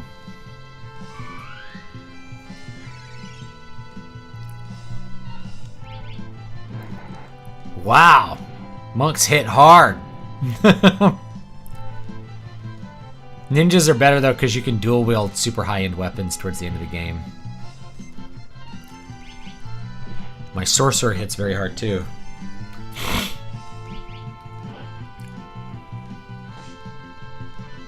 Yeah, Final Fantasy 12, if your guys die, then you, yeah, your next ones just kind of take over. Just cool. Do you consider steampunk and dieselpunk alternate history or something different? I think they're what they are.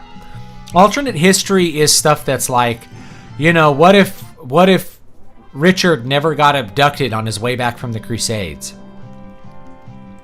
And he came back and like did, you know, that's alternate history. Historical fiction is really just fiction set in a historical time period for the most part. It may involve, you know, it's trying to be historically accurate to some degree. Whereas, I need to turn on secret. Allomancy and Mistborn. I think Brandon Sanderson spends way too long explaining it. It like drags the story down, but I think it's not bad as far as those magic systems go. I get why people like it. It actually is relevant to the plot, which is good too, whereas most magic systems are just kind of intellectual play by an author and don't really have anything to do with anything.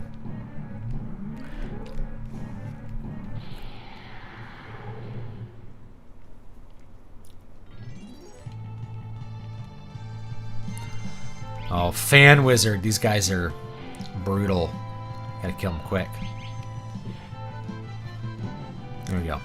If you get a bunch of these, it's good to just run away. A somewhat obscure Korean game, Arcturus also deposits your other party members into the fight if you have more than 4 of the party and one dies. I kind of like that kind of setup. I enjoyed Man in High Castle.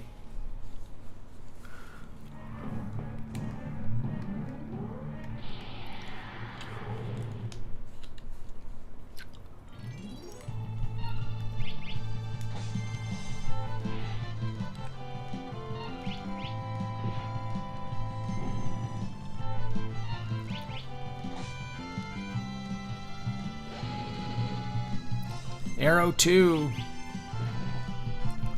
So from a certain point of view, the Robin Hood stories that end with King Richard's return are alternate history. I would just, I don't know. You're getting into like trying to define genres and stuff. I don't think most people would not consider those alternate history. They might not even consider them historical fiction. Alternate history is really like, oh, what if the South won the Civil War? That would be alternate history.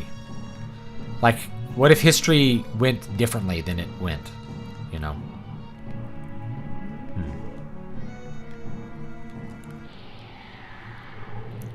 Today's Sabaton history video is a good example of a real event that would make for a fantastic narrative nonfiction adaptation. Yeah, historical fiction is not trying to change history. This is like the difference. Alternate history is literally different. Like, what if the Nazis won? What if this happened? How would things be different after that?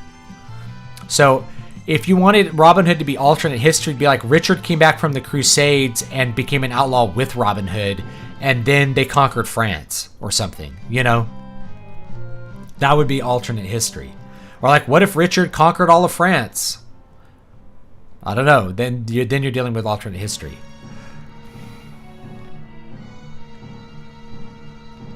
Oh, sweet. Do I have a tent? Let's save the game.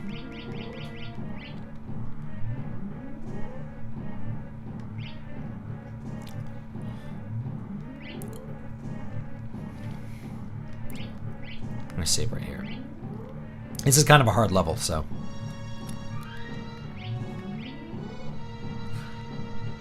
Lord of the Rings, the Third Age, lets you pick which characters replaces the fallen ones. That's cool.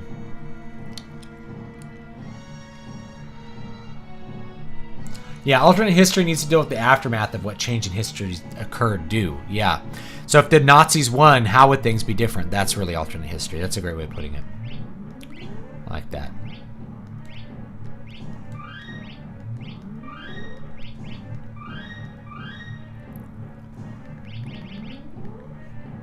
I'm not going to use a tent yet because I don't really need one yet. Let's check out this stairwell here. 4th level.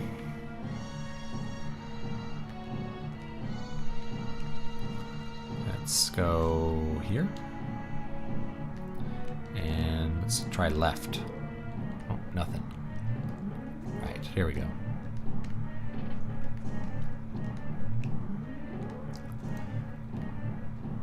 Uh-oh. Monster attack!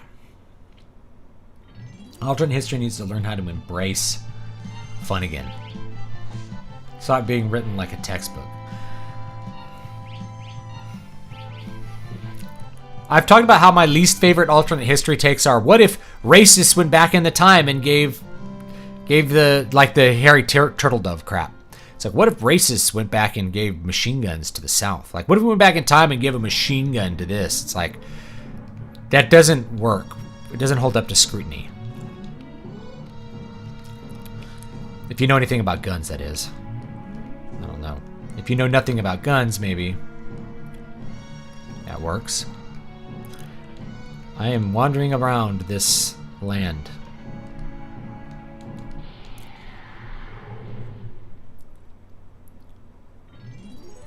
Yeah, a lot of the alternate history ones puts people in the current mindset in a different future where they wouldn't have those views at all. You know. It's true. My alternate history story about the Japanese invading Australia in 1946 is action-adventure. Yeah, I'm not a fan of Turtle Dove. I had a friend in high school who really liked those. I just didn't like them. Weren't for me. That's okay. Not everything has to be for me. I also, you know... Oh, how do we... escape? These guys take so long to kill, it's just like... There's really no point in trying to kill those barbarian guys. Those Ronka Knights. You'll be there all day trying to kill them.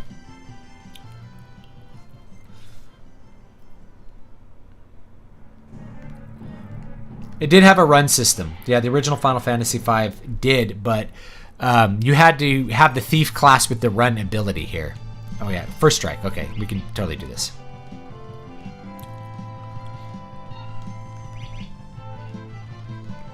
Or never mind. Those guys hit really hard, and like when there's two of them, it's just gonna be a pain. It's better to run away. I think a better approach to what you can do with alternate history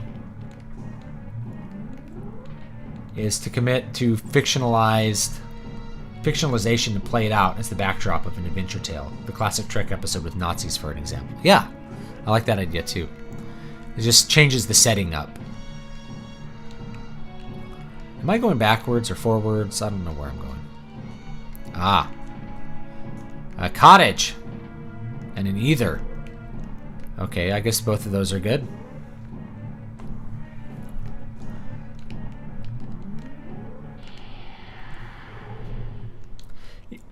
Yeah, you use the Thief class to move quickly, and they really sprint. Hyudra.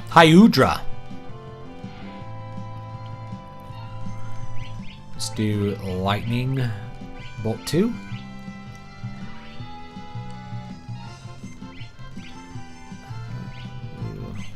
Let's see if we can get a Mage Masher seal. Yes! Magic seal.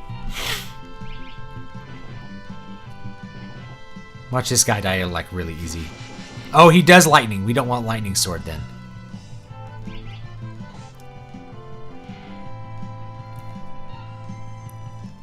Let's see if that... Oh yeah, I healed him. Dang it. Yeah, we want to do something else. Let's do... What do we got here? Ice 2. And we'll do Cure 2.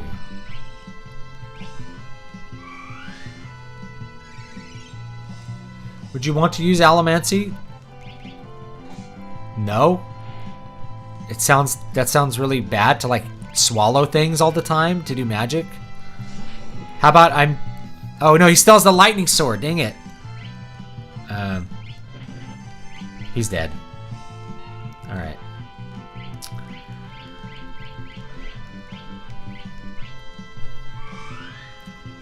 Messing this fight up. Would you play any Pokemon games on Game Boy? Yeah. I don't know. I played the original ones, and I haven't really played much more than that.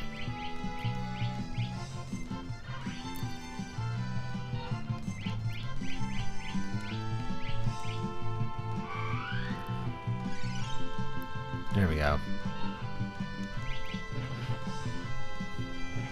Monk hits pretty hard.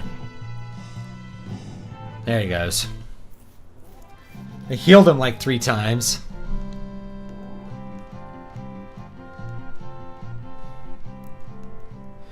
Ferris gained a job level and gained something. Ability. Let's see what Ferris got. Did she get dual wield? Dual wield is what we really need. First stalk. No. Dual wield is what you really want to shoot for. It's getting dual wield.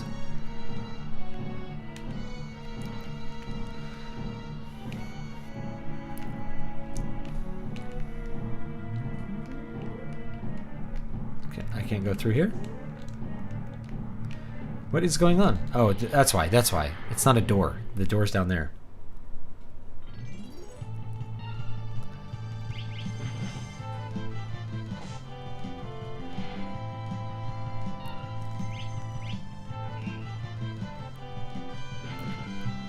Ooh, Galoof, you're about to die, bud.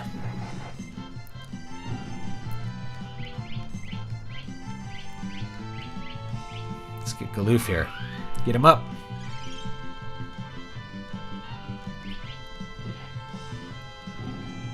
Man, we're like one shot. Ooh. Here we go. Let's kill this sexy Lamia.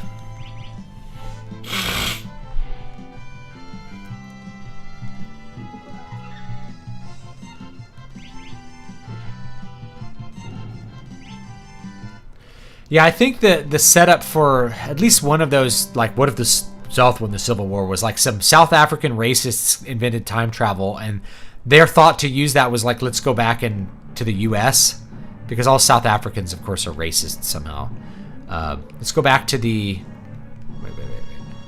Yeah, let's go back to the U.S. and help the South win the Civil War. It's really bizarre. It's a really bizarre thing. I'm gonna save in a different slot. I always do this. I'm so bad.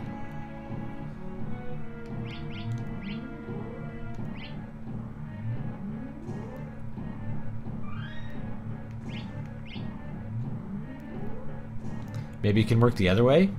Should ask Bin Chia about Singapore's book and comic market for English language works. I've said that Singapore is a good route for Japan to sell their media to the West without the global homo gatekeepers.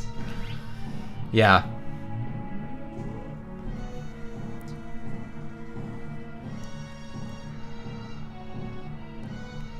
Let's use a tent.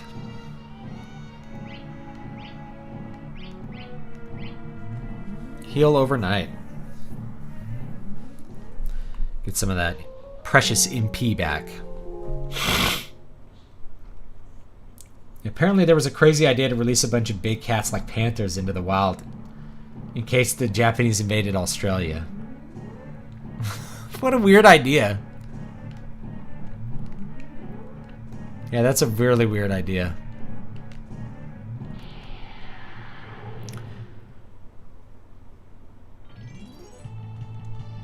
Let's get this Lamia. Bam.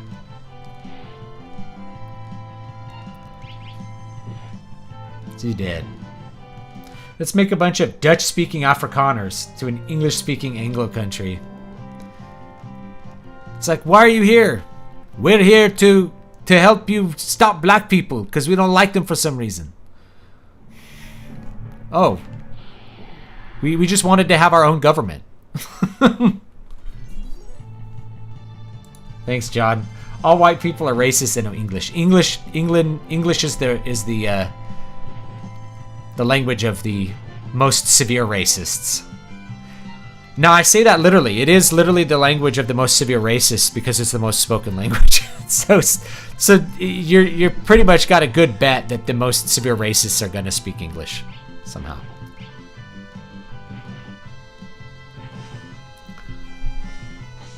Australia's a continent-sized shitpost.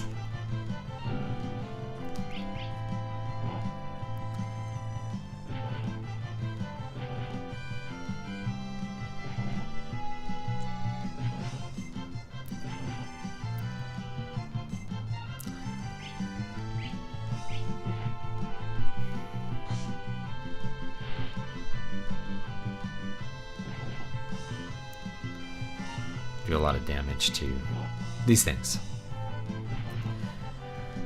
It has to be admitted that people say that they see big cats, so maybe they escape from circuses. There are escaped big cats in various parts of the U.S. from people buying like lions as pets. So there's some on the grounds of like Hearst Castle and in the San Luis Obispo area. Apparently there's like, been sightings of some kind of like escaped tiger or something that somebody owned, 20 or 30 years ago. You have things like that. Some of them are kind of like Bigfoot, though, Not too weird, since the entire Japanese unit was massacred by crocodiles on Ramree Island during World War II.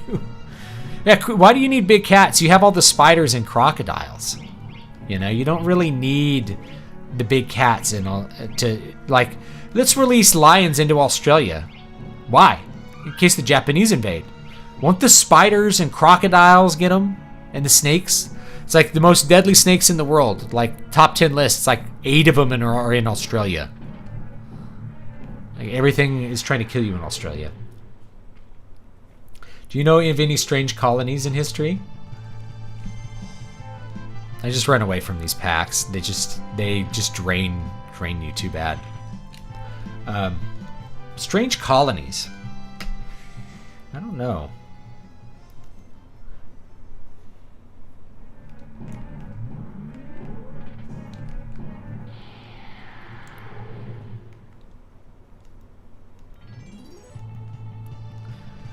I mean, I live in California, and we have a lot of mountain lions here. A lot of cougars. And old ladies trying to score, too. But, yeah, we have a lot of mountain lions. They pretend like mountain lions are like a threatened or endangered species, and you, see them all the time here. It's like, I don't think biologists are counting them right, because they're eating all the sheep. So we have, jokes about, you got to get a permit to, shoot a mountain lion. But you always do the triple S rule. If you're a farmer, just shoot, shovel, and shut up. You kill the mountain lion, bury it, and don't tell anyone about it. Because you'll get in trouble for killing a mountain lion, even though they're everywhere. We have mountain lions killing joggers here. It's like, oh, another jogger eaten by a mountain lion. But they're an endangered species. They're not that endangered. I think biologists are just really bad at counting them. They're really bad at finding them. They're like, well, we're out in the forest. We're out in the forest together, and I don't see any mountain lions.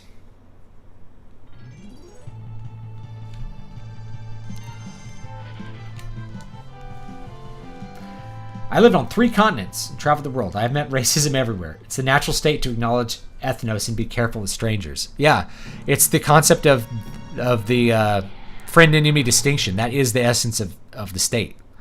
It's self and the other. It's such a basic thing to view people that are outside of your group as not deserving of the same trust and respect. It's a bizarre thing that anyone thinks differently. That's the weird thing.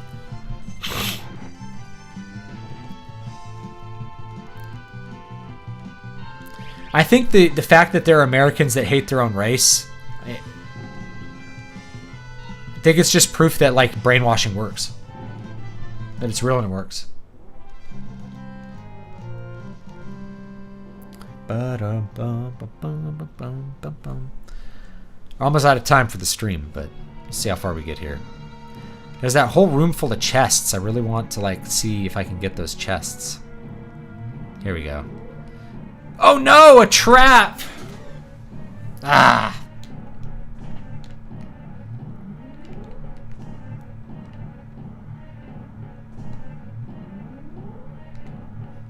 I think we gotta try to go back up.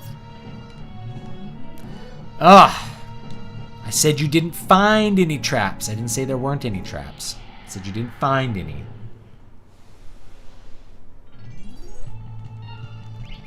Oh yeah, you want Robert E. Lee removed. So here's the big narrative about Civil War statues. Is the reason there's statues to Southerners is there was this belief for a long time that the Southerners were American. Hence it was called an American Civil War. But that view is basically being revised to mean that it wasn't a civil war, rather it was a failed rebellion, which is what it actually was. It really wasn't a civil war. Civil war is a fight over control of the state, not trying to form an independent country and then being conquered, which is what the actual Civil War was. The Civil War wasn't really a civil war at all. But yeah, so there was this idea that the Southerners were also Americans. Hence, like, the total losses for Americans is the combined losses of the North and the South. That's being revised to be like the Southerners were these evil people that we had to conquer because they had slaves. And how dare they try to form their own country? It becomes a very bizarre thing where it's, history is about, in this case, like, controlling a narrative about the self and the group.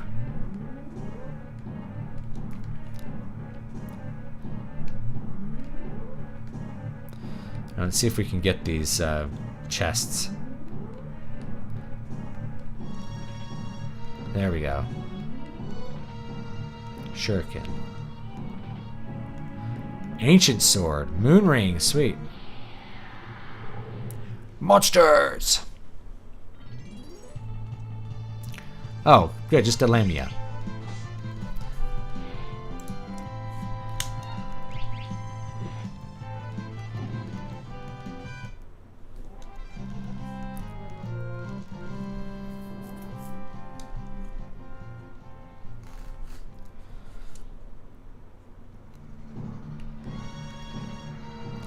Alright, power wrist. Let's see if there's any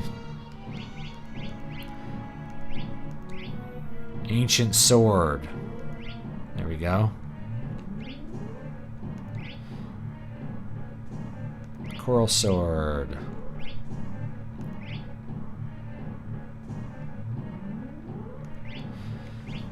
Now, the reason we like the 2 moon rings is now we can put Ferris in the back. Because those are both ranged weapons. Oh! It's okay. We're ready to get out of this area and go back, save the game, and then maybe I'll like record some footage of the boss. I don't know. We have to go back down to where we were and then go in the other stairwell, and then it'll take us to the boss. I think. So double moon ring just means you can attack from the back row. Very useful.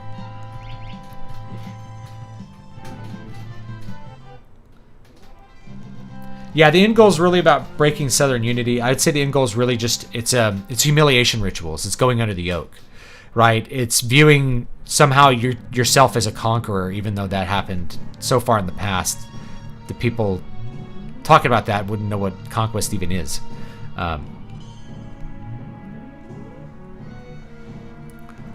Here's another tent. So yeah, it's humiliation rituals. It's trying to... You always do humiliation rituals on conquered people to make sure they know they're conquered and they don't try to rebel.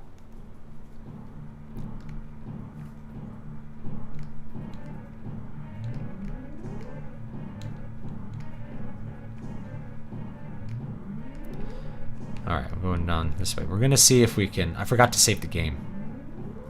I'm going to do a quick ghetto save. We can do a state save.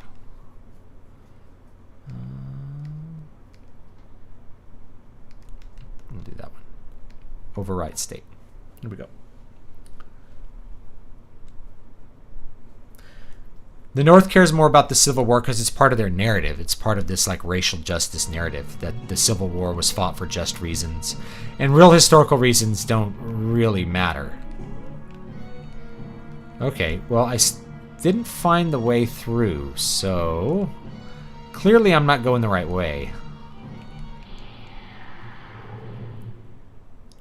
The U.S. was a proper federation republic pre-Lincoln. After the Civil War, it became a technical empire, as far as I understand. Yeah, it's technically an empire. That's correct. Because the member states can't choose to be members or not, and they're completely ruled by a central government, utterly, to which they have to pay tribute. Or else, what happens?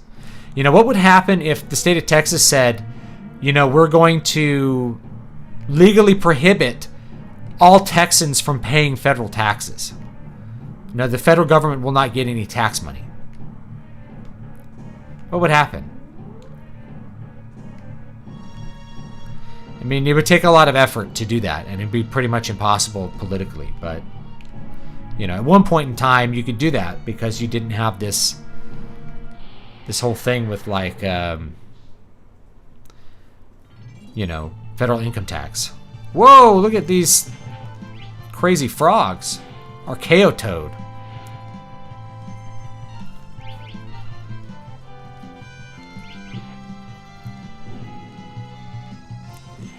Like hypnotoads here. Does anyone not believe that the founding fathers wouldn't have been okay with the South breaking off? I don't know if they... I don't know. I don't know what they would have thought, honestly. But yeah, my thought is... I mean, they probably would have sympathized with it.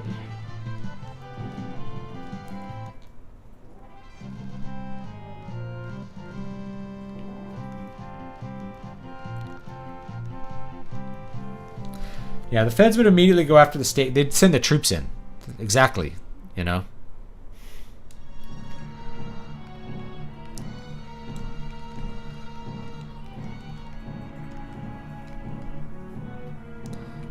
Go this way. I must have missed something about this maze.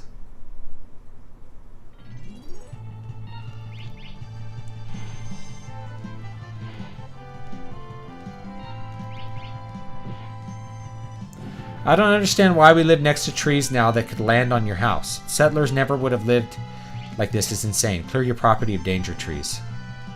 Well, you wanted trees near your house because it kept the house cool in the summer without AC.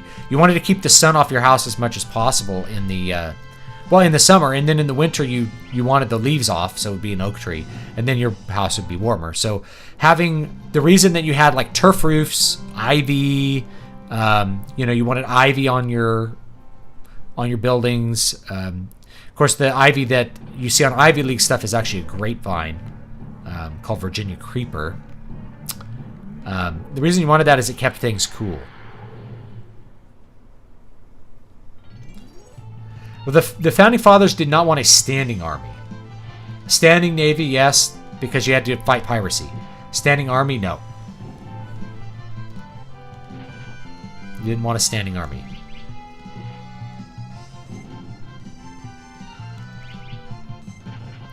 You certainly didn't want a national police force, and we've got like 3 of those. You know, like, if you've never seen the movie J. Edgar, you should watch it. And then people watch it and they're like, man, the FBI used to be really corrupt and evil. It's like, used to be. You guys remember Waco?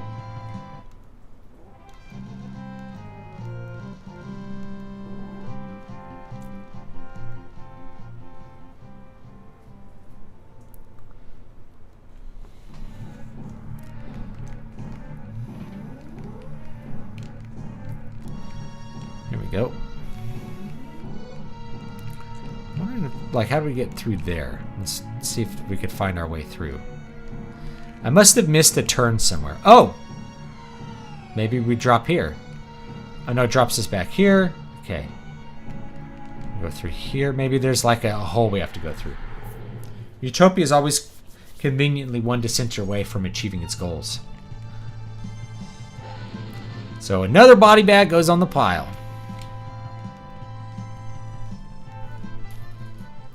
Yeah, FBI, CIA, NSA, ATF. There's probably some... Ah! Did the same thing again. There's probably some others that we just don't think much about.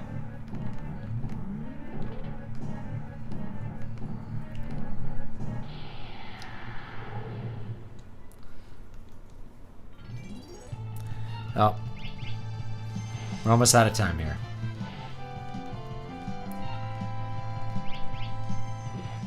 The Waco guy's back. Yeah, the guy who did Waco is like working for the Biden administration, and no one even thinks about they just redo the narrative. Oh yeah, of course all the children deserve to be burned alive as collateral damage.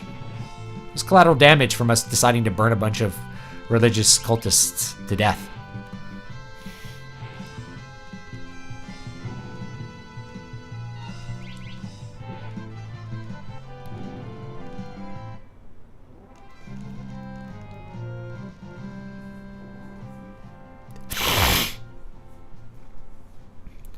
David Koresh.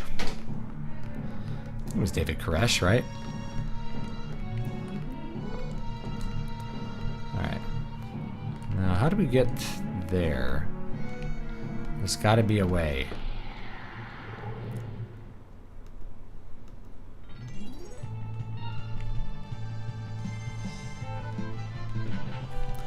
Come on.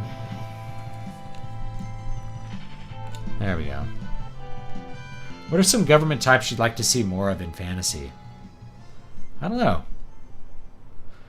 I'd like to see more anarchy.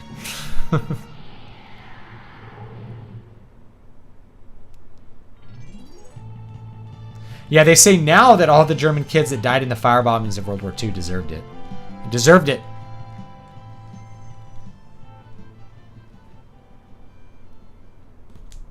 Yeah, Ruby Ridge was, yeah, it was more unprovoked. It's probably an accurate way of putting it.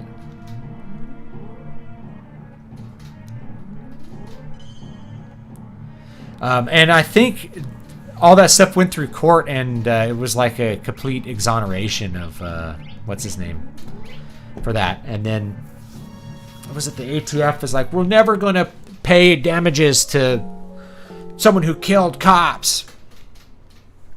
But like if someone comes out and whips a gun out at you and you shoot him and it's like, you killed a cop. What? I just came at me with a gun. What was I supposed to do? You're supposed to die like a good pleb. You're supposed to just fucking die. That's how this works. Oh, I missed the door. There's a door right here. What am I doing? I walked all the way around this whole map because I didn't see a door. No, we can kill this guy. It's not that easy. Look at this wheel mage. This is just like... Fan Wizard is just bizarre.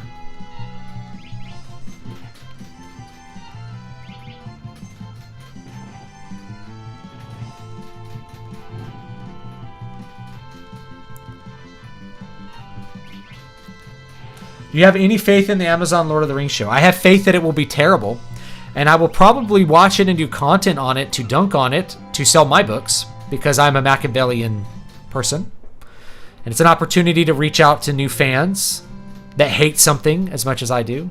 It's going to suck. There's no way that you could hand a Christian property to a bunch of death cultists and have anything other than an awful piece of shit product come out. It's going to be bad. I guarantee it. Oh, here's a guy. All right, here's a cutscene. Reina, Father! That thing is blocking the way. Papa! Silence! Beat him quickly.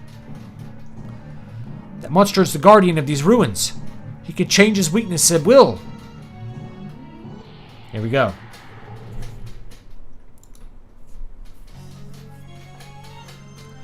All right. Sip. All right, so... I mean, we could just hit him with a regular sword. Let's see if we can, like, mage... No, we don't have a mage masher on. Let's just punch him a couple times. Let's see what he does. Air wing. Whoa. That did a lot of damage. Let's try... Fire sword. Do cure 2. Go.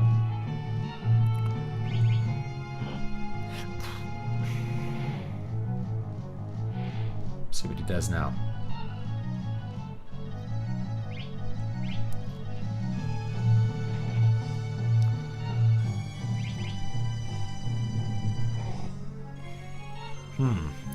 Well, that did less damage than normal, huh?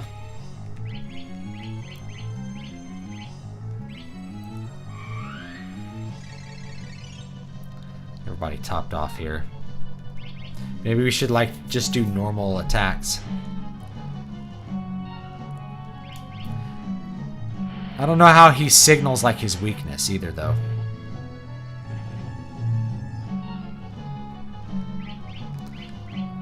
Sleep sword. Mute sword.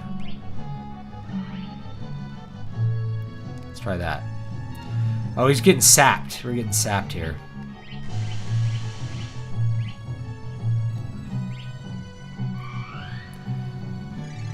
Everybody topped off here.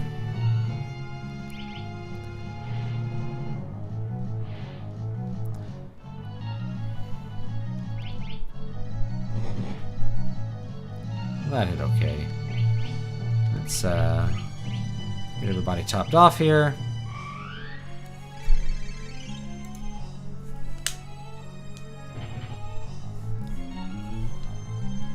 No, we want...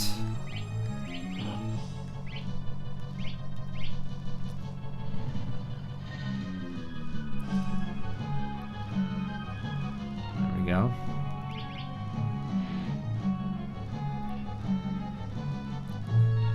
I guess keep hitting him.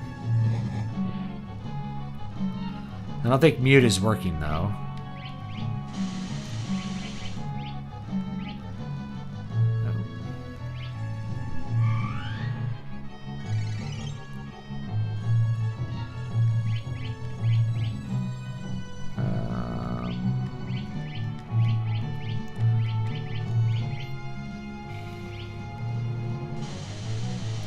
Well, Rain is dead.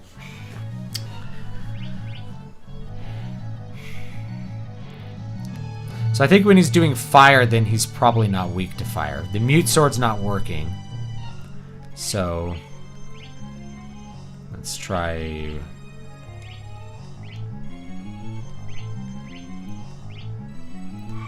Let's see if we can get our guys topped off here.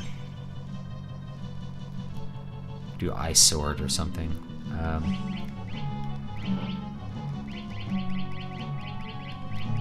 Phoenix down in here somewhere. There it is.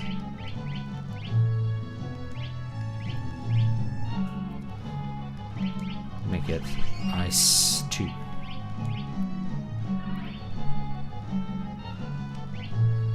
Let's do white here too. Just really see if we can get everybody's health pumped up here. Tail swipe. Watch the tail. Watch the tail.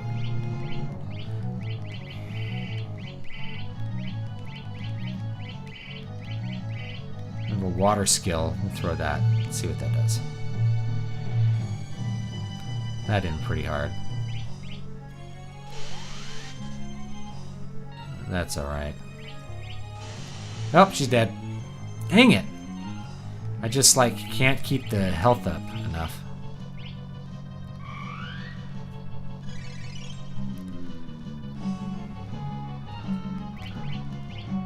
Let's see if we can get her up. How many dirks do I have? I have 3 of them. Okay.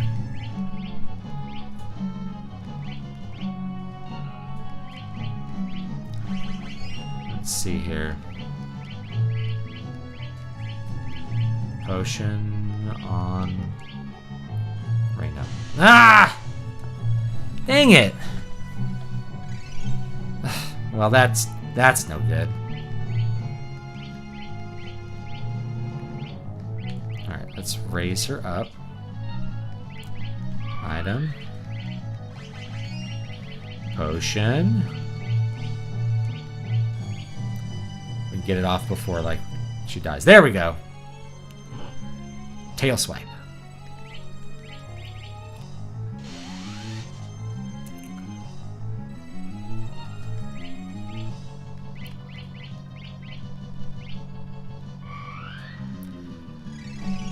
See if we can get through this.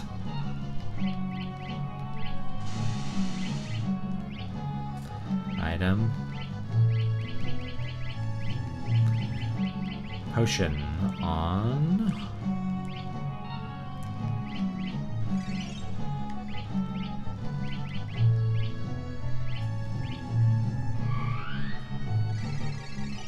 Alright, I think everybody's pumped up now.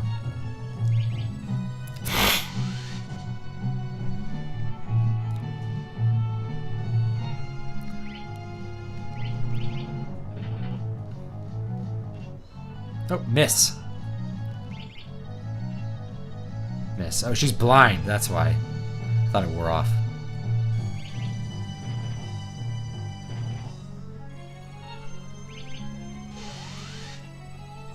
Miss. Red. Cure 2 on... No. So it won't die. Eye drops on...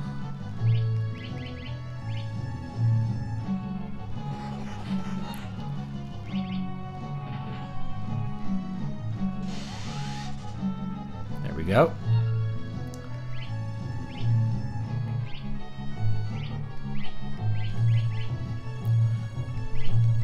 I'm sure what Muddle does.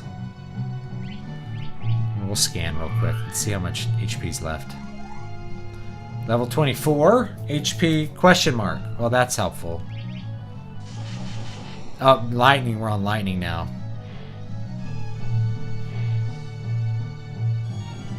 Oh, well, now he's dead. There you go. Oh, never mind.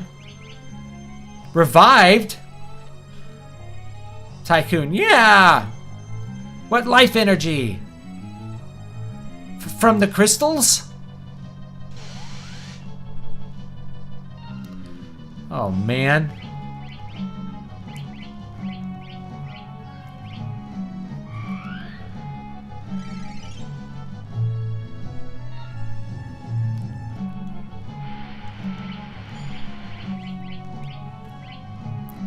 So now he's air mode here. I think I can use fire against him.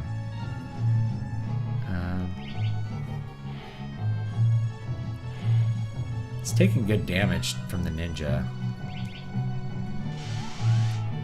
Yeah, ice is not hitting him at all, so that's no good.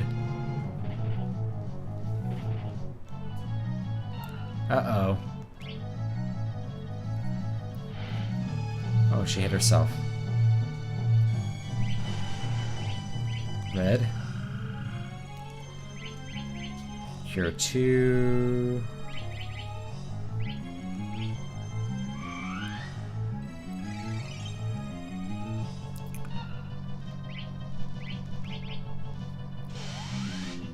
Okay, yeah, I forgot. I can't do Ice Sword. What am I doing here? Get these cures up. Bam. Ferris is going to do all the damage here. Let's go to something else. Poison? Let's try poison. Let's see what Poison Blade does. It'd be really nice if I could poison this thing.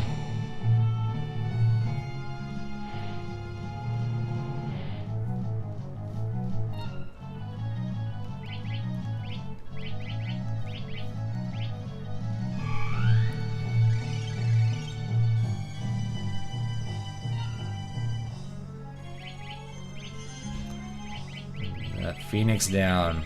I might die here, and that's okay, as far as I'm concerned.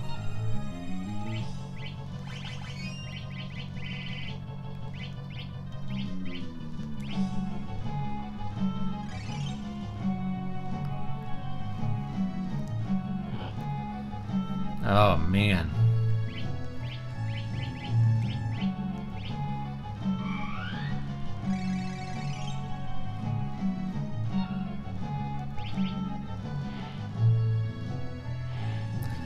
Like Tusk ability.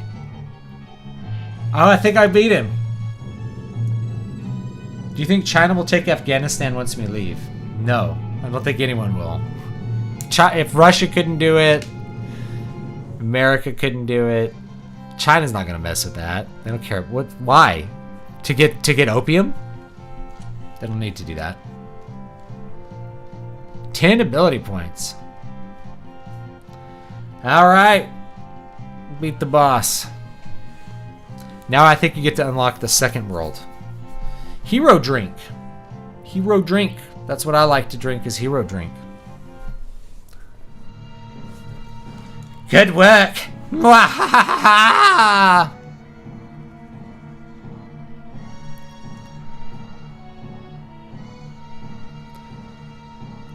Father! Papa! The crystal should be up ahead.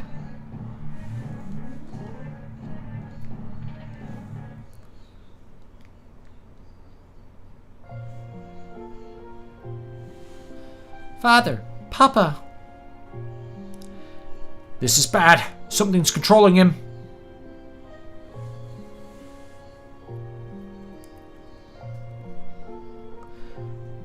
Jojo, please stop. Don't you try it. Step aside.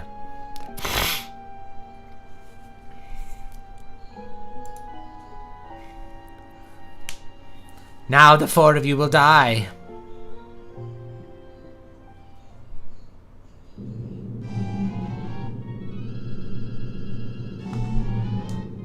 Uh-oh. Whoa, here comes another asteroid! Look at those Mode 7 graphics. I think it actually looked better on the Super Famicom.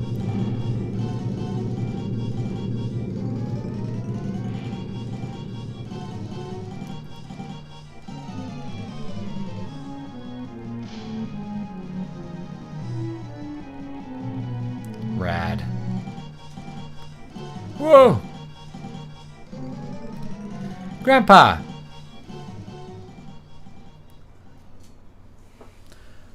So glad you're safe. What?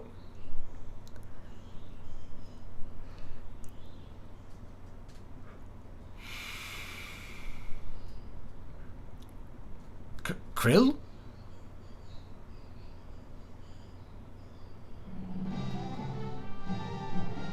Galoof got his memory back. Oh, Grandpa, I missed you so.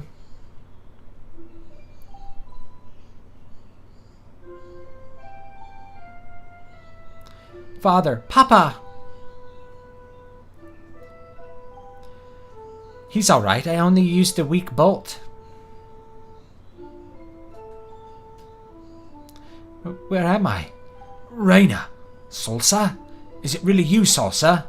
Why didn't Salsa? Is that really you, Picante Salsa?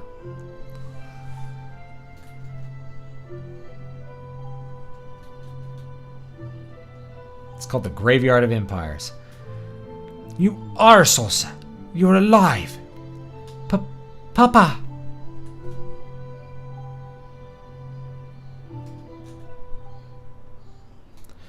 Oh, crap!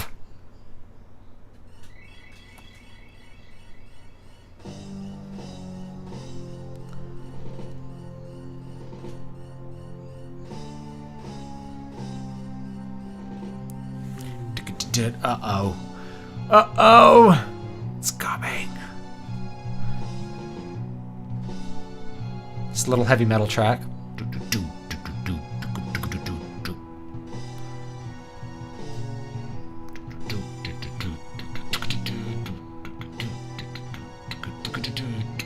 Needs a dialogue wheel. I would just hit. It's like dialogue wheel was made for like autistic children. It's like press the heart and romance. I want romance, press heart. You know, like you just can't decide what a character would say that another character would like. Galoof. Ex-death! I'm back! Miss me, Galoof!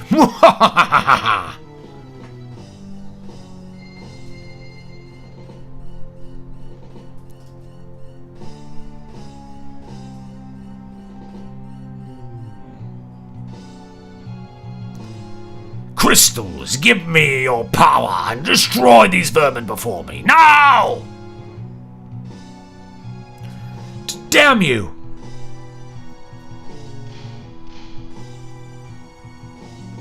Ugh! Jojo, are you alright? The crystals are gone. Next is your world, Galoof.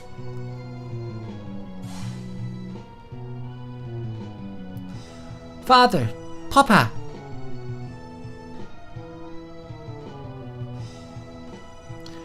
Salsa, Reina, and Jojo, your work is unfinished. You must not let the world end like this. Raise your swords and fight.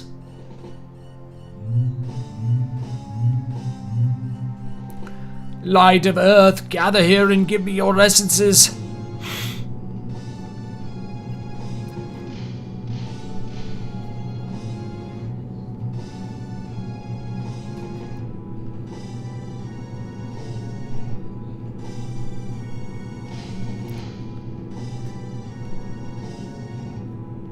Father, Papa. No, stay back.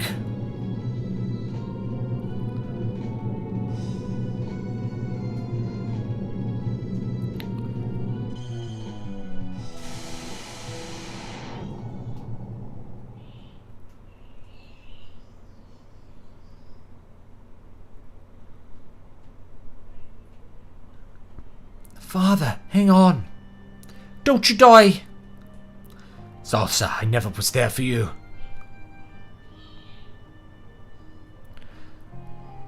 Reina, Salsa, combine your powers.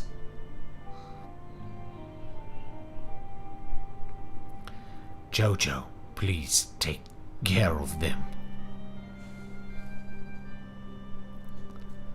Father, don't leave us.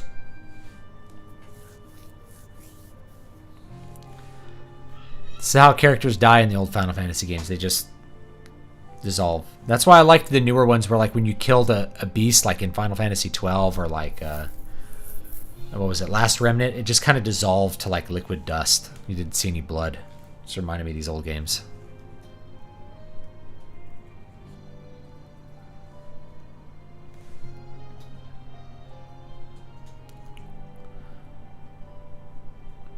The spirit of these brave warriors rests in these shards.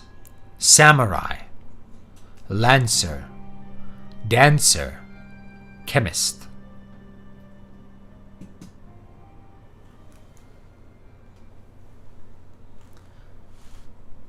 What? The ruins are falling apart? Everyone out to the airship.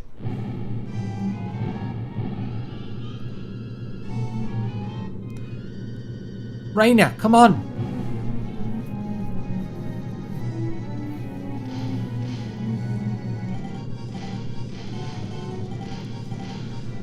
Luckily, there's no random encounters on the way out.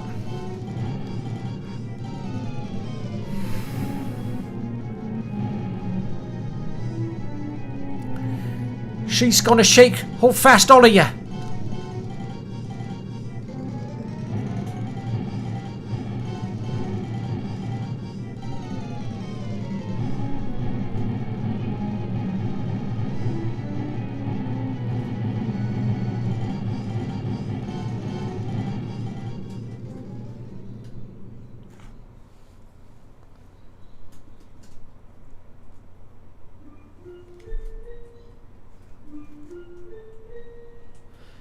Reina.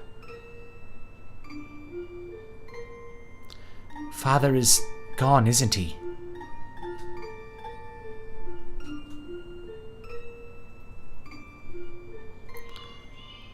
Galoof, what is it? We've got to move now. Huh? I remember everything now. Exdeath is an evil black mage from our planet who came here 30 years ago to destroy the Earth's crystals. 3 other Dawn warriors and I used our power to trap him here. We thought everything was settled. Recently I realized something was happening to the crystals, so I came here again by meteorite. But I was too late. He's already freed himself and returned to my world.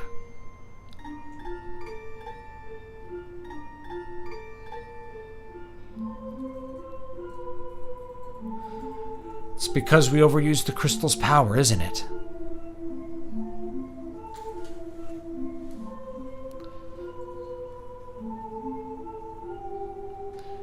We're the ones who sealed Exdeath in this world.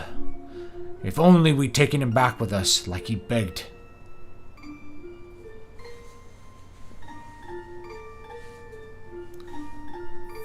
You end up with a gay relationship with Zevran, who's just being nice to the dude. Well, you can get into like a 5-way with him and Leliana and like 2 prostitutes, I think. Or like A prostitute, yeah. If you go to the whorehouse, so you could do your dialogue just right if you have the right level of, like, you're in a relationship with Leliana and your high levels with Zevran, you can have like an orgy with him. And then they're like, let's never talk about that again. Let's return to our home planet. How serious of a condition is ADHD really? It depends if it's real or not. If it's real, then it can be difficult. If it's your kid doesn't behave in class, he probably doesn't actually have ADHD. We have to seal up Exdeath. Luckily, Krill's meteor can still be used once more. Jojo, Raina, Ferris, thanks for everything. I'll miss you all. Wait, we're going too. No! No, this is the last meteorite. Even if you went, you could never return. Farewell. Goodbye.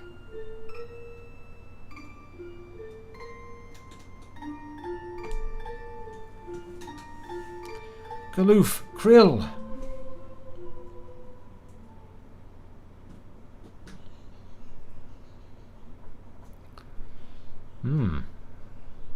It's a cool little scene.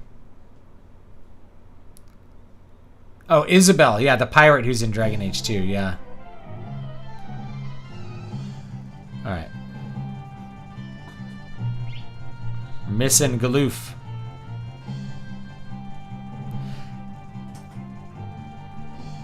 Alright, I'm going to save the game real quick.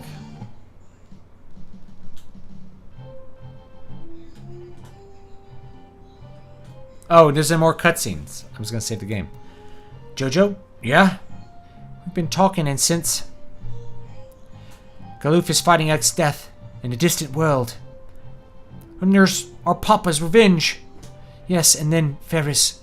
And then Galoof, he's one of us. Jojo, let's go.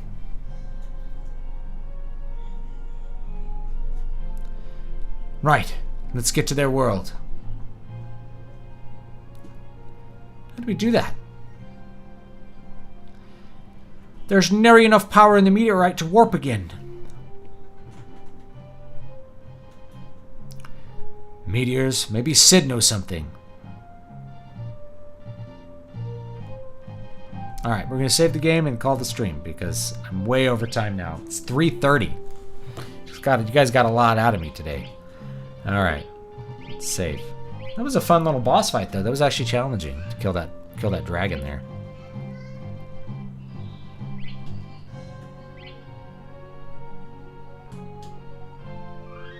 Alright. Okay. Alright. Okay, guys. Thanks so much. Let me check the chat real quick before we go. In defensive dialogue wheels, it does clarify things. Yeah, it makes it obvious, but I like to think about it. You know. Anyway. Alright. Thanks so much. Hope you guys had a little bit of fun. I know I did. Got a little glimpse of Final Fantasy X-2, which is actually a pretty good game. Maybe I'll play it on stream because it's just something really wacky and no one plays. And it's actually a fun game. You know, it has some really fun gameplay. Job system kind of like in Final Fantasy V here. And that, I think, makes it quite a bit of fun. So have fun, guys, and I will see you all next time. Oh yeah, Kindle Vela is launching this month, but I don't know when. It was going to do July 1st, but now not so much. So I have a book that'll be on Vela. I will announce that when that is actually, Vela actually goes live if you want to check it out that way. So thanks so much, guys, and I'll see you next time.